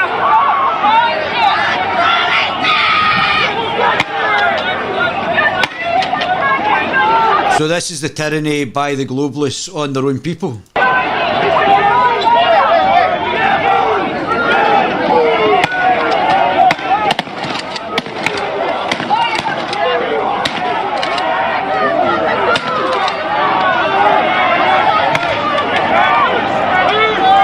So, this is quite a good one. In a self-defense situation, if you are a big monster human and you want to fight me and you square off with me, guess what I'm going to do? Run away. Because I don't want to get involved. Even if I see skinny little Lex out on the street and you start yelling at me and saying you want to fight me, I don't want to fight you. It doesn't matter. I don't care if I can beat you or not. What if you stab me? What if you sue me after I get done throwing you onto the concrete? There's a million bad things that can happen and almost nothing good. My first self-defense is my feet to get away from you. And if you square off to punch me, I can run away from you. If you square off to kick me, I can run away from you. If you push me, I can run away from you. So, great. I don't need to know how to box to run away from you. Where this all changes is when you grab me. That'll come in at a future date when you see this. So, what else is it? Patriotic, anti-army, we're going to vote Boris. So that's how we vote. The Mini MBA in Brand Management is your opportunity to supercharge your career with me. So we're in a very bizarre situation where we're actually voting like the Americans, but in a British parliamentary system, which is why so often you can use Monday.com to boost your team's efficiency. And I'm going to show you how. The three of us sat here with two Foreign Office acolytes, and there was sort of an interminable 30, 40-second silence, which the ambassador broke by saying, "Gentlemen, what are your intentions?" So, let's see Amulet. In protest, cutting their hair. Here is a now famous picture. Mahsa Amina, a 22-year-old girl who died because she was mistreated by police officers for improperly wearing a hijab. We'll be talking about that, comparing the feminist movement happening in Iran right now to what's happening in the United States. All that and more on today's show. Let's get into it.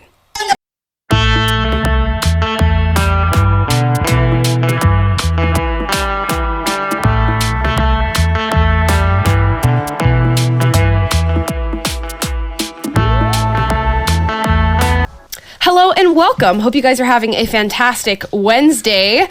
Today we're going to be talking about a subject matter that is pretty intense, actually. And I've been seeing sort of circulating on the internet. People have been talking about it. I've gotten so many people on our show that have been commenting and saying, talk about what's happening in Iran, talk about what's happening in Iran. And today we are doing exactly that. The situation has continued to develop as a string of protests in different cities all across Iran, mainly led by women, which is something you rarely see in a region like Iran, considering that is like peak patriarchy over there. So these protests are ringing out, and let's get into why this is happening. Because of Islam. I want to show you the face of a young woman. Her name is Mahsa Amini. I hope I'm pronouncing that correctly. 22 years old, and she has died after being...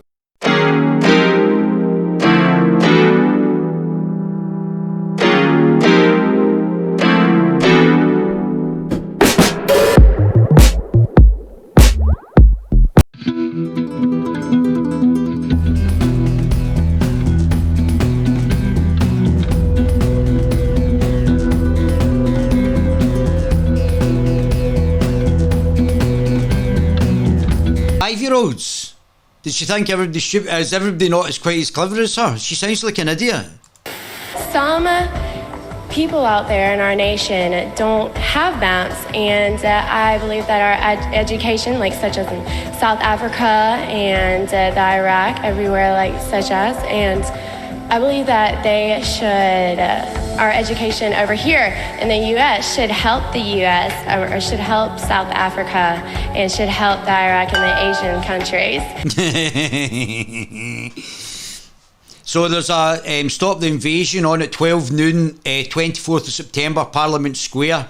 Obviously this has been facilitated by the Conservative Party, and they've allowed that to happen. So I would expect people to go there as well. Recapture, when nearly 100,000 football supporters put aside tribal rivalries and marched as one. So brothers jailed for 6 years for raping teenage girls. Again, I would suspect they're Muslims as well. They're talking about how personal carbon allowance programs will be given in order to ensure that people comply with the new climate change restrictions. While they travel first class in jets. They also note that improvements in tracking and in their own jets surveillance technology are helping to overcome, quote, political... So, Baldy Dr. Evil, the German commie, if we've not had enough megalomaniacs from Germany, we've got Herr Flick here. And Herr Flick is now wanting to bring in the CCP carbon capture, identification, social credit scoring based on CO2, which is what he's wanting to bring in, and to basically track you and identify your details for the moves towards the one world government and CCP communist control of you by them, by the globalist elite. So that's his vision for us. So I'm going to say a no thanks to that. Resistance against such programs. So they're going to be tracking you. They're going to be tracking your behavior. And I know people love to say, well, what about the private jets? What about John Kerry and his private jet? What about Biden's private jet? They don't care. You don't get it yet. The lockdowns aren't for them. The lockdowns are for you. The lockdowns, all of these policies, the surveillance, it's not for the global elite. It's for you. It's for your families. It's for the middle class. And the working class. That's who all of their energies are targeted at. Well, their energies are targeted at you, and are taking your energy away. They're taking away your ability to be able to live your life, to make your choices. These lockdowns, listen to this. Numerous examples globally of maintaining social distancing, wearing masks, mass vaccinations, and acceptance of contact tracing applications for public health, which demonstrated the core of individual social responsibility. Understand. Well, he's not wrong, that Jack's in there is again. So we're just letting people in who might follow similar ideologies to that. At some point, this is not going to go well. There's Mohammed Khan, 28, arrested and charged with attempted attack on the Queen of England. It's UK. Of course, the media didn't call the attacker by his name. I wonder why. So they're just covering everything up. So there's Creepy Joe sniffing kiddie sniffer. And there we go, a political witch hunt by a big fat racist here. The complaint demonstrates that Donald Trump's falsely inflated his net worth. Now, she'd already decided that she was going to try and charge him before she even got into office. So if that's not a political witch hunt, I don't know what is. Now Tish James is there. So protesters are killed by the Islamic regime in Iran security forces. So they just murder people on the streets. They murdered the girl just a couple of days ago. Tens of Iranians have been killed in the past 3 days, and you, the Western politicians, act now or shut the F up and never lecture us again about human rights. Yeah, they will kill you. Yeah, there you go.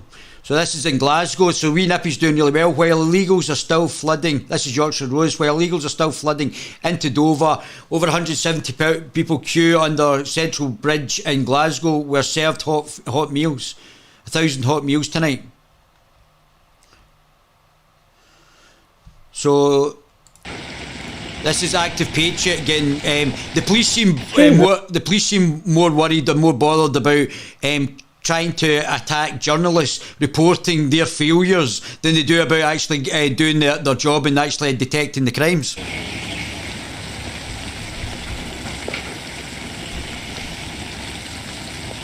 Excuse me, can I ask you a question?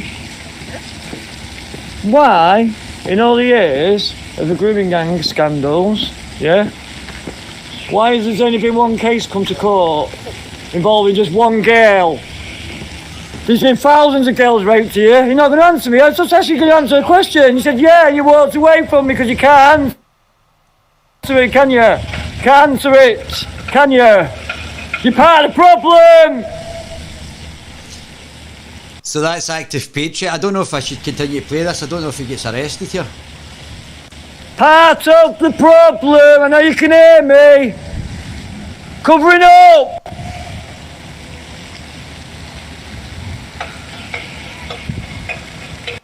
You're under arrest for public order.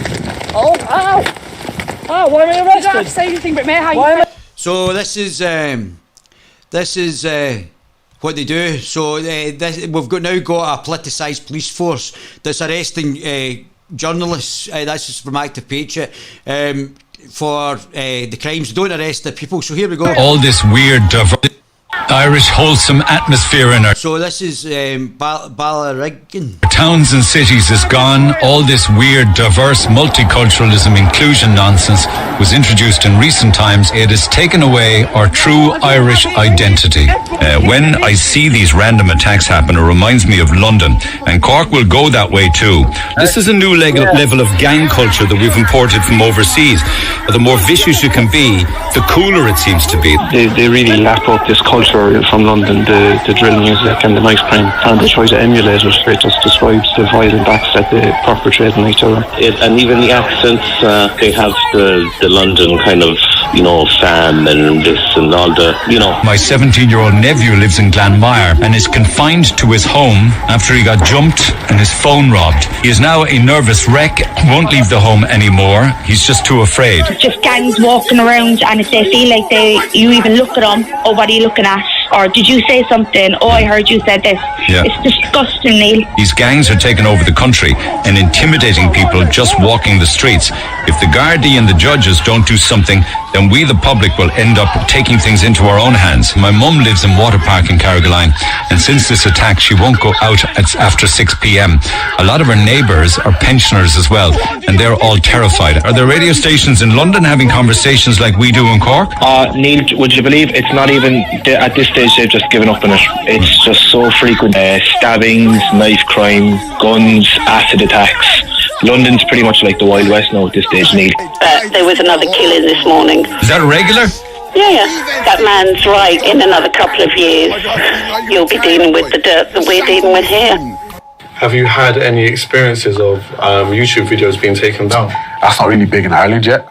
No, it's not an issue yet because the violence is not close to where you guys are in the UK. Do you feel like that's coming? It's coming, definitely coming. Crack that noise, see I'm not bandit. Stop in the place with a shotgun bandit. All of my gang got riding tangents. Hit with a shit man, splashing tantrums. Stop out the leg, man, grab that walk, then mash up the place. See him in public, gash up his face. Alright. Be safe if not everybody is vaccinated. It changes you if you take a genetic editing. It's you who are changed. The integration of those spheres. Just think of sensors planted into our brains. The opportunities are immense.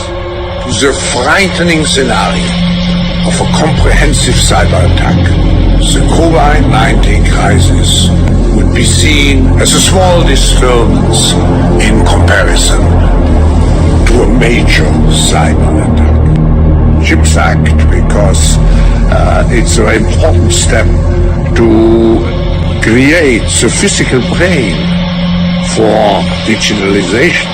So people assume we are just going back to the good old world which we had, and everything will be normal again. This is, let's say, fiction. It will not happen. The cut which we have now is much too strong in order not to leave traces. The effect will be much similar to World War. We need our brains, but maybe a little bit in a different way. We must continue to fight. This global reset is necessary. We need a great reason. Now is the historical moment, the time. Not only... No, aye. All right, so what is flaming and what is engulfing these Hindu-Muslim riots, as it were, and that too in a faraway country like Britain? Wasik is a writer and commentator and a counter-extremist analyst. Lord Rami Ranger is a member of the House of Lords. He'll be joining us. Kuldeep Shekhawat is director at MATV. Wasik, let me start with you. You've seen what happened yesterday in Smethwick in Birmingham at the Durga Bhavan there. This was a pre-announced program. And suddenly there was a group of about 200, folks who landed up there, started protesting, raising slogans. Why is this coming to bear in the way it has over the last few days? First, the attacks and the sloganeering that we saw in Leicester, and then yesterday in Birmingham. But I think what we need to look at in terms of the analysis, of what's missing in the analysis, is that Islamists are now exploiting freedom of speech, which they very much enjoy in the West, and they're blurring the boundaries. I think they're inciting violence, so I don't think it's freedom. Freedom of speech doesn't include inciting violence. That's that's a chargeable offence. It's more worse than hate speech. Hate speech is not really a thing. Inciting violence is a thing, and they're obviously doing that. Between what is acceptable speech and what is hate speech, and what we see it's not hate speech. This is not hate speech. This is inciting violence. People speaking hatefully about something else isn't a problem. It's inciting violence that's the problem. They're able to organise themselves and frame what they're doing as a way of retaliating against a so-called Hindutva RSS threat that they have manufactured against themselves. And to make this point further and to advance it, the UK has not prescribed any Hindu nationalist organisation for terrorism, but they have done so with Islamist terrorists. So these guys are now organising themselves regionally. We know that it broke out in Leicester. It's now travelled all the way over to Birmingham, towards the East Midlands. We know that Islamists from London have come down to support this cause and to frame it into an Islamist versus Hindutva thing. And they're manufacturing something which was necessarily looks like a nationalist issue rather than a religious one. And But Kuldeep Shekhawat, here's the thing. Many of these people who are protesting, whether on the Hindu side or on the Muslim side, are maybe second or third generation British citizens. Their families may owe allegiance to either... But it seems like we've just imported it. Obviously the conflict has been going on for hundreds of years, which we've already identified, straight into the UK. India to Pakistan 2 or 3 generations ago, but they are as British can be. I wouldn't go that far. What is their... You've obviously got Nicola Sturgeon's attitude. Sort of grief in all of this. That so much so, look at those pictures from Leicester where this man climbs up in a hoodie. He climbs up on top of the temple there and pulls out the saffron flag that was atop that temple. He's probably never even been to India or been to a temple. I mean, he's probably never even stepped outside the UK. These are not Indian or Pakistani citizens. These are second, third generation British citizens. Why are they getting so riled up, Kuldeep Shekhawat? Yeah. I can understand. See, there are two different aspects to this. One is what happened in Leicester, and the second one is what happened in Birmingham. The Smethwick story is different from the Birmingham story. From Leicester story. Leicester, the issue started with the India-Pakistan match. Mm-hmm. And then something was served to an Indian on India's national flag. That is where the story flagged off. But then will not tolerate the disrespect of our Prophet, peace be upon him, and there will be outcomes from your actions. You will have repercussions for your actions. We have been trained from birth that we must defend the honor of our Prophet, and we will lay our life on the line. The city of Birmingham will not tolerate. So this is going viral. So this is in Iran.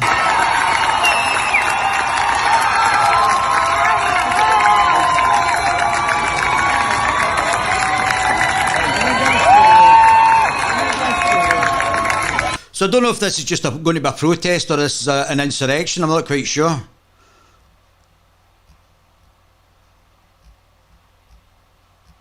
There's the same guy again. Here, their faces are concealed only due to the fact of the discrimination by the BJP, the Conservative Party and the RSS.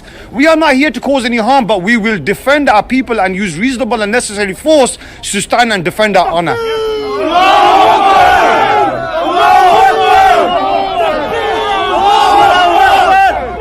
Just a quick one. So I urge brothers and sisters, and remember something, the mainstream narrative will paint us out to be some extremists who are covering our face. No, we are standing here because we believe in the plight of our people. We believe that our people are being targeted for no other reason for being a Muslim. How much should we take? Now, don't forget, I've just shown you and this guy might have been a Hindu back in the day. So before the Arabs and the Turks invaded and converted them at point of a knife and raped the women, this guy might have been a Hindu back before Pakistan became Muslim. So they are a Buddhist. They might have been either, and now they're obviously indoctrinated into the cult. Afghanistan, Iraq, Syria, Kashmir, Lebanon. All invaded countries, all not initially Muslim. They were all invaded at the tip of the sword. On how much?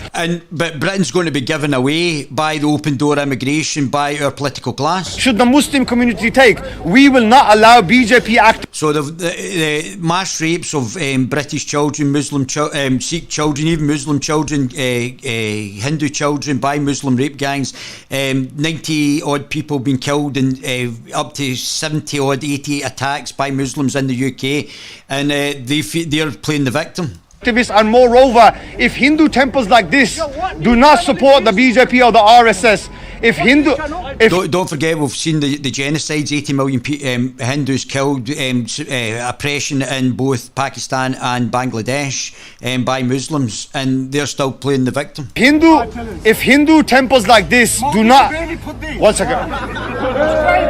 If Hindu temples like this do not stand by the BJP and the RSS, they need to come out in open official statement. But do you condemn what's actually happening with the Muslims?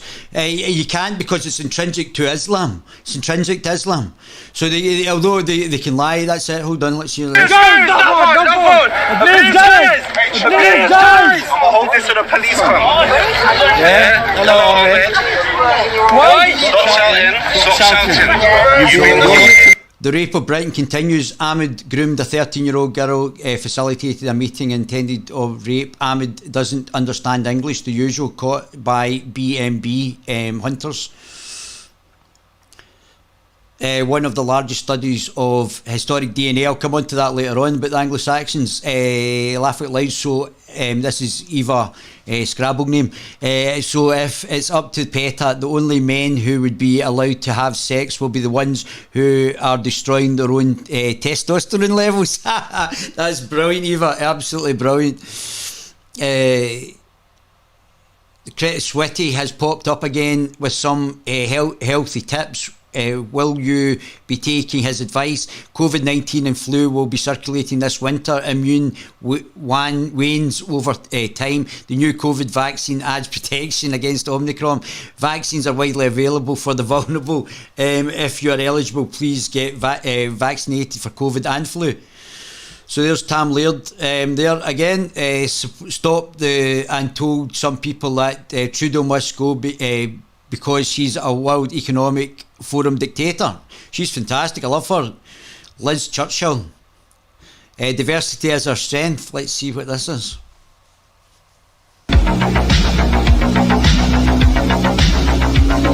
Well, the absolute mad lad, Florida Governor Ron DeSantis, pulled off perhaps the greatest political trolling campaign in modern history by giving wealthy leftist elitists a taste of the cultural enrichment that they demand be imposed on everyone else. But to everyone's utter shock, it turned out that shit libs aren't such big fans of diversity when it happens in their own backyard. Just 50 illegals from Venezuela were flown to Martha's Vineyard, and the utter bedwetting meltdown that ensued was really something to behold. Yeah, the same people who demand everywhere else in America become a sanctuary for illegals cheered and applauded as the migrants were deported to a military base while being escorted onto buses by National Guard troops. Yay for diversity! Okay, you can leave now.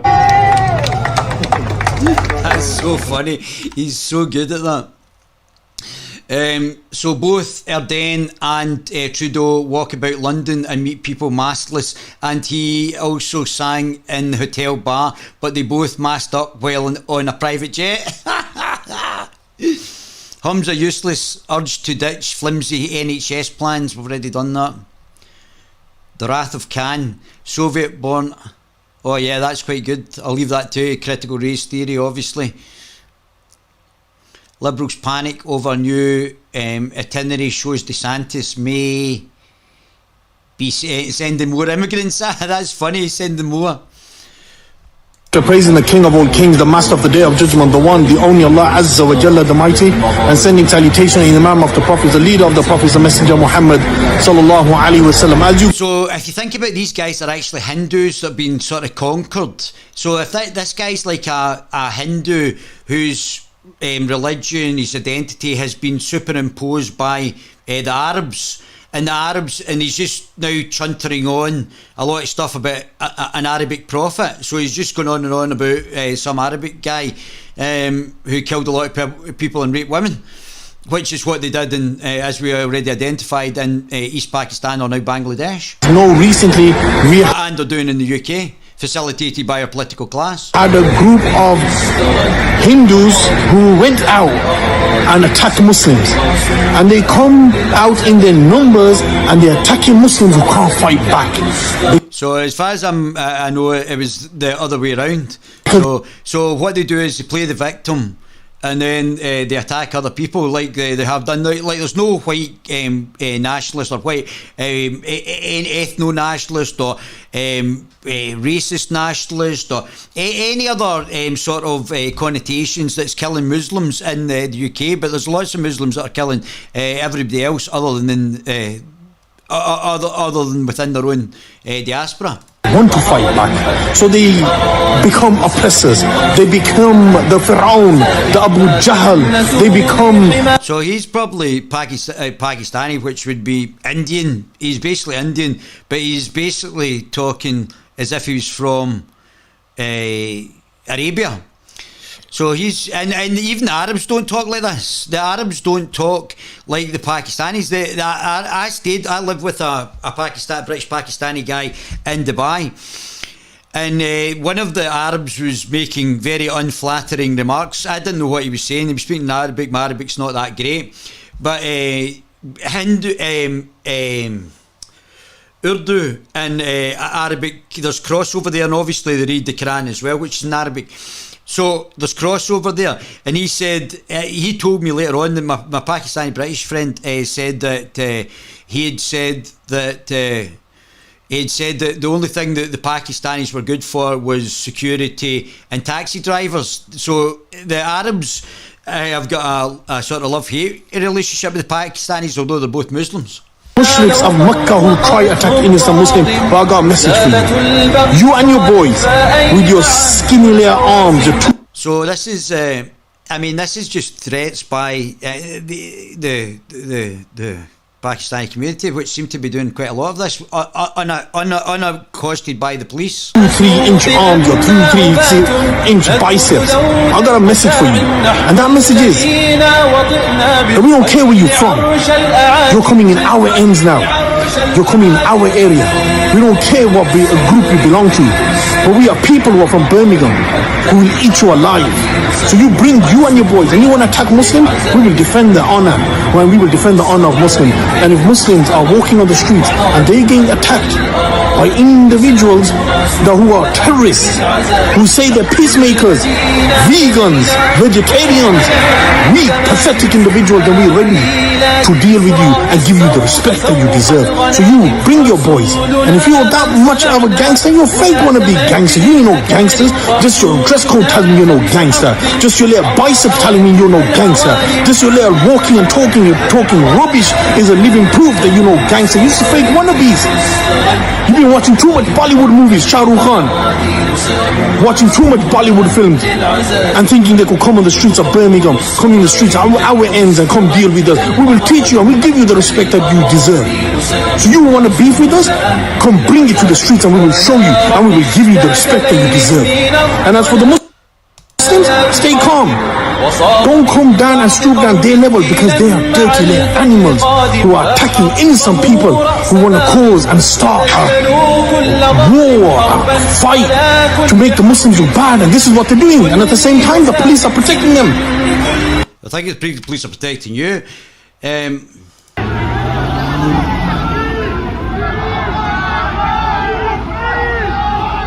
So it looks like the Muslims are going to the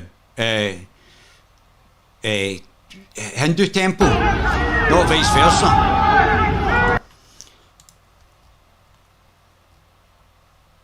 So we've already had Mohammed hijab. So in Leicester, gangs of Pakistani heritage Muslims wander the streets in gangs armed with knives, attacking Hindu houses and people.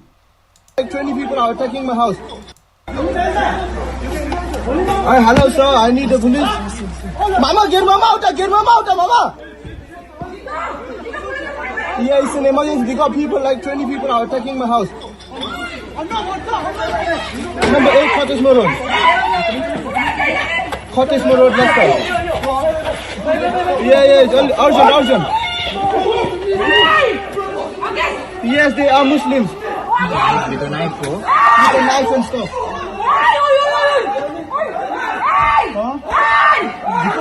Recording करनी. चालू मामा. चल.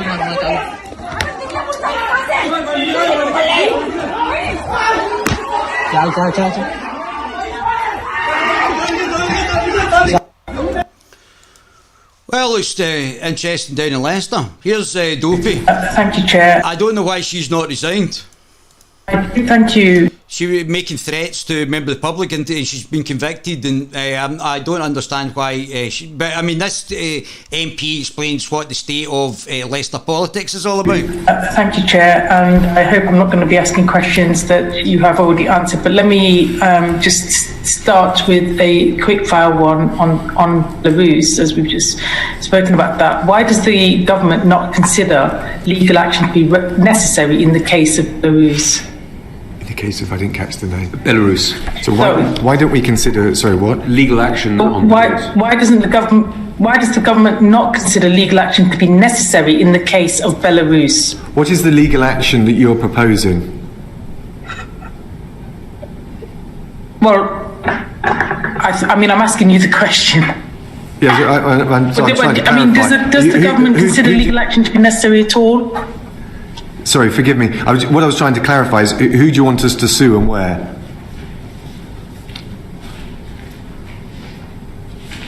Well, does the government agree that the situation... Oh my God. So, there we go. We're getting more in. There's good stuff happening here. So, this is Birmingham now. This is near the Zenith supermarket. A firebomb outside requires 70 fire engines, put flame out. The locals break out in a brawl. Hammered firemen attempting to put out.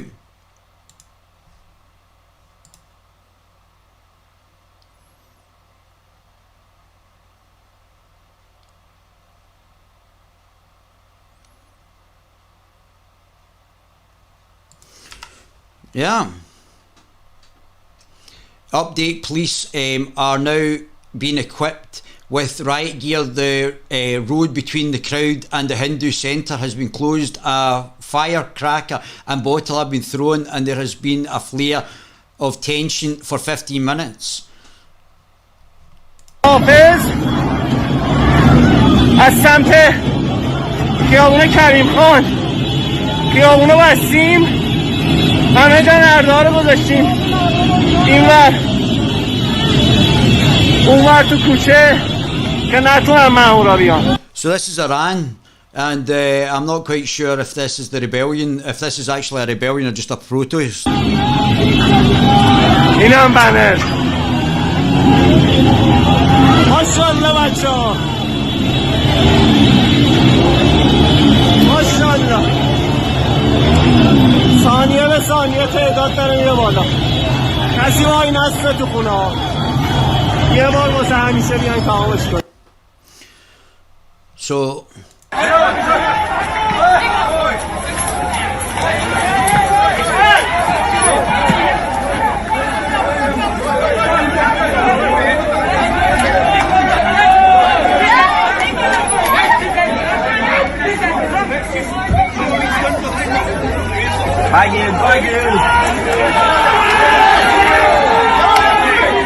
So I'm thinking that this is the Muslims again, that the police are very tolerant of them all masked up.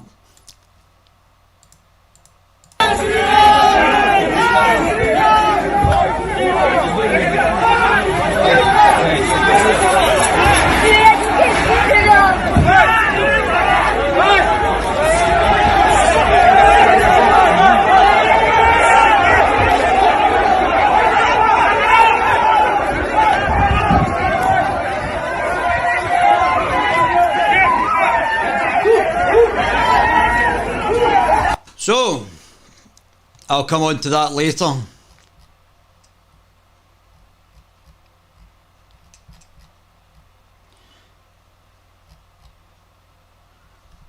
Guys from outside Leicester who said this is just a small minority of Hindu extremists. There's just a small minority who have this hate ideology against Muslims and minorities.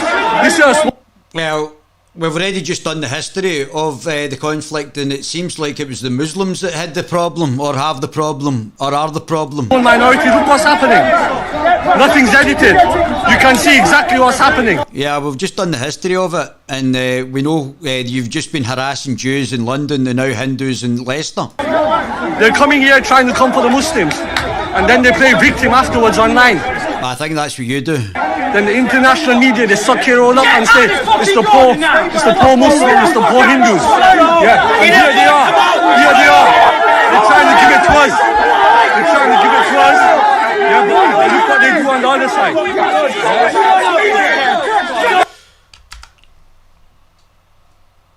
So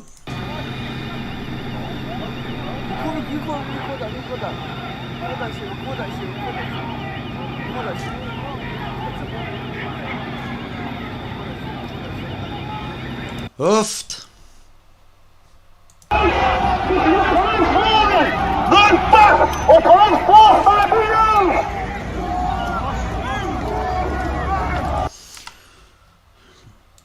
Yo, this is a message from Birmingham to all the BJP and the RSS Hindufa supporters. You're not welcome in Birmingham, you're not welcome in Leicester, you're not welcome in Nottingham, you're not welcome anywhere in the UK. None of your speakers, anyone you're trying to call these hate speakers that come down, we're going to turn up for all of them. So stop organising this bullshit. We're here now, outside the Monday. It's a peaceful protest, we're not causing no trouble. But we turned up just to let you know, if you come down, we're all going to be here for you. Come, look, show them, look around, even the speakers cancelled. Look how many men have turned up. So we've got Islamofascists bullying people that they don't like. That's quite incredible.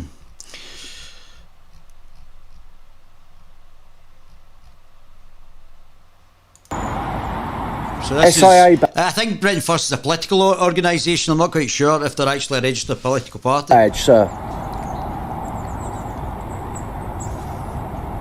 No? Well, they're supposed to show me their SIA badge upon request. But we can appreciate these are exceptional circumstances. It's not allowed, please. Pardon? It's not allowed. What? Now he's telling that filming's not allowed. Who's this fella? To tell us who can get filmed and who can't. You can get filmed anywhere in the UK, in the outskirts. I don't know in your country, but certainly in the UK you can film anywhere. What's not allowed? This video is not allowed. Oh, well, I'm in public, sir. I can film wherever I want. I won't come onto the premises, sir. But outside the premises, I'm allowed to film. Please, not allowed to take picture. Hello, sir. Hi. Yeah, I'm not. So this is being facilitated by our government. Queen, coinciding with us talking today. So I'll come back on to I don't know if there's anything else I want to actually speak about. I'll come back on to why Antifa tomorrow afternoon. Let's see what Hottie McHotpants has got. Demonized. The reason we're in this position with raw milk being demonized, part of it is political, and part of it, but mostly it's money. There's a lot of money in the dairy industry, and the big dairy doesn't really want competition. So I mean, and they have sway with the media and with state and federal governments. I mean, it's a large industry with a powerful lobby. And here's Jonathan. 2M start worth it. How a generation, what word, violence and misgendering is systemic terrorism reacts to the intercontinental nuclear war. Right, so I'm going to come on tomorrow and I'll do a part 2 of this and talk about why Antifa are going to go and actually go to this.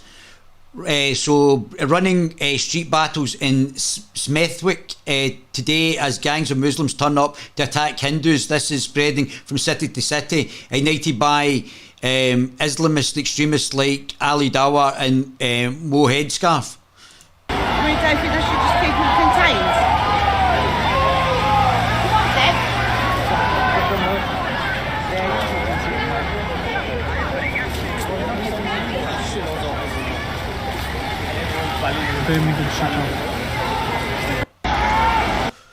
So the multiculturalism seems to be working out quite well.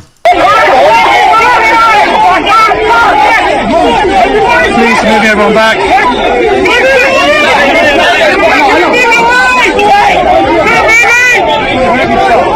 Apologies, I just ran over a kid there. Hope he's okay.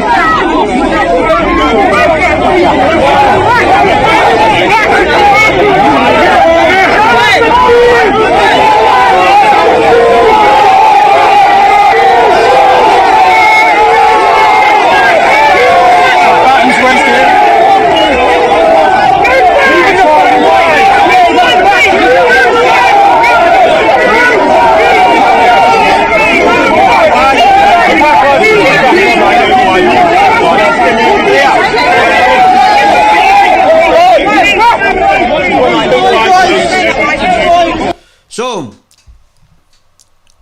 and now we've got Hamza Useless talking about... That's just not acceptable. I don't think you're acceptable. So he's just part of the problem as well. Performance in Forth Valley, know that and have had that communicated.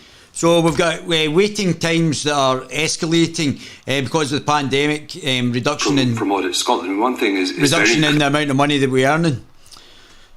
Things. I want to thank you for urging people to consider the social impact of their investments and try not just to go for a quick rate of return if it's damaging to society, but instead to try to build a future we could all share.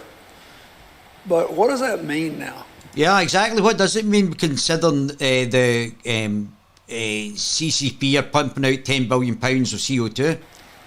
Well, 10 billion cubic tons of CO2. What's going to happen? What do you think for the next 6-7 months? How's Russia going to play into this? How's the pandemic going to play into this? It won't go away, and it won't kill us, apparently.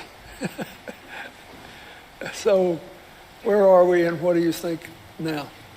Well, Mr. President, thank you for inviting me here. It's an honor to be here. Well, the next 7 months, we're in a transition, and it's not going to be a pretty transition. We have food insecurity worldwide, which is going to be creating more elevated... Which the WEF have caused. Prices that we have not seen all the increases that which the WEF have caused. Should expect to see in food. We have imbalances in energy right now in the short... Which the WEF have caused in the climate crap. Short term. And then on top of that, we have... I don't think there may or may not be a climate crisis, and we should move to from renewable to as much as we can to renewables from fossil fuels. That's a given, but we should be doing it in a proper manner. This is not a proper manner. This is being deliberately done to cause issues. Have the European government, the UK government, and the United States government doing quite a large amount of fiscal stimulus at a time when we're seeing record inflation. There are many bad policies that got us there, but we're living in this period of time now with... So... excuses for why they do not want to ensure that the U.S. remains on the front foot. Let's think about it. And I mean, really, honestly, I think they deliberately put thick people, people who are meant to be representative of certain demographics, and pick the worst one, honestly. Jake mentioned this about how we have to be prepared for the next generation of vaccines and treatments. We have to be prepared for the next potential pandemic. Oofed. All your candidates belong to me. All your candidates belong to me. I told you so. Look at that. That's brilliant. Brilliant. Never trust a Tory. Well, I think you should never trust a member of the WEF. So, there we go.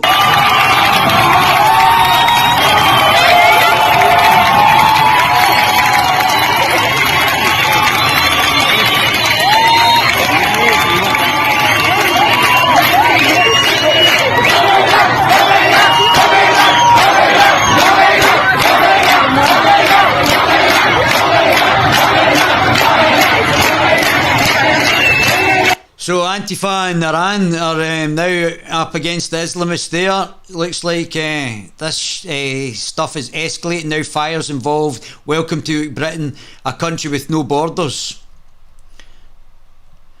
Seeing protesters in the Netherlands holding the flag upside down, booing and shouting at the king today as he went to deliver his yearly speech from the throne, really shows you how fed up people are with our royals. Again, our royals might be implicated in this as well. Our new generation of royals, not the Queen. So, why is Antifa going to be turning up at Leicester? Let's find out tomorrow, shall we? Love my baby gorillas.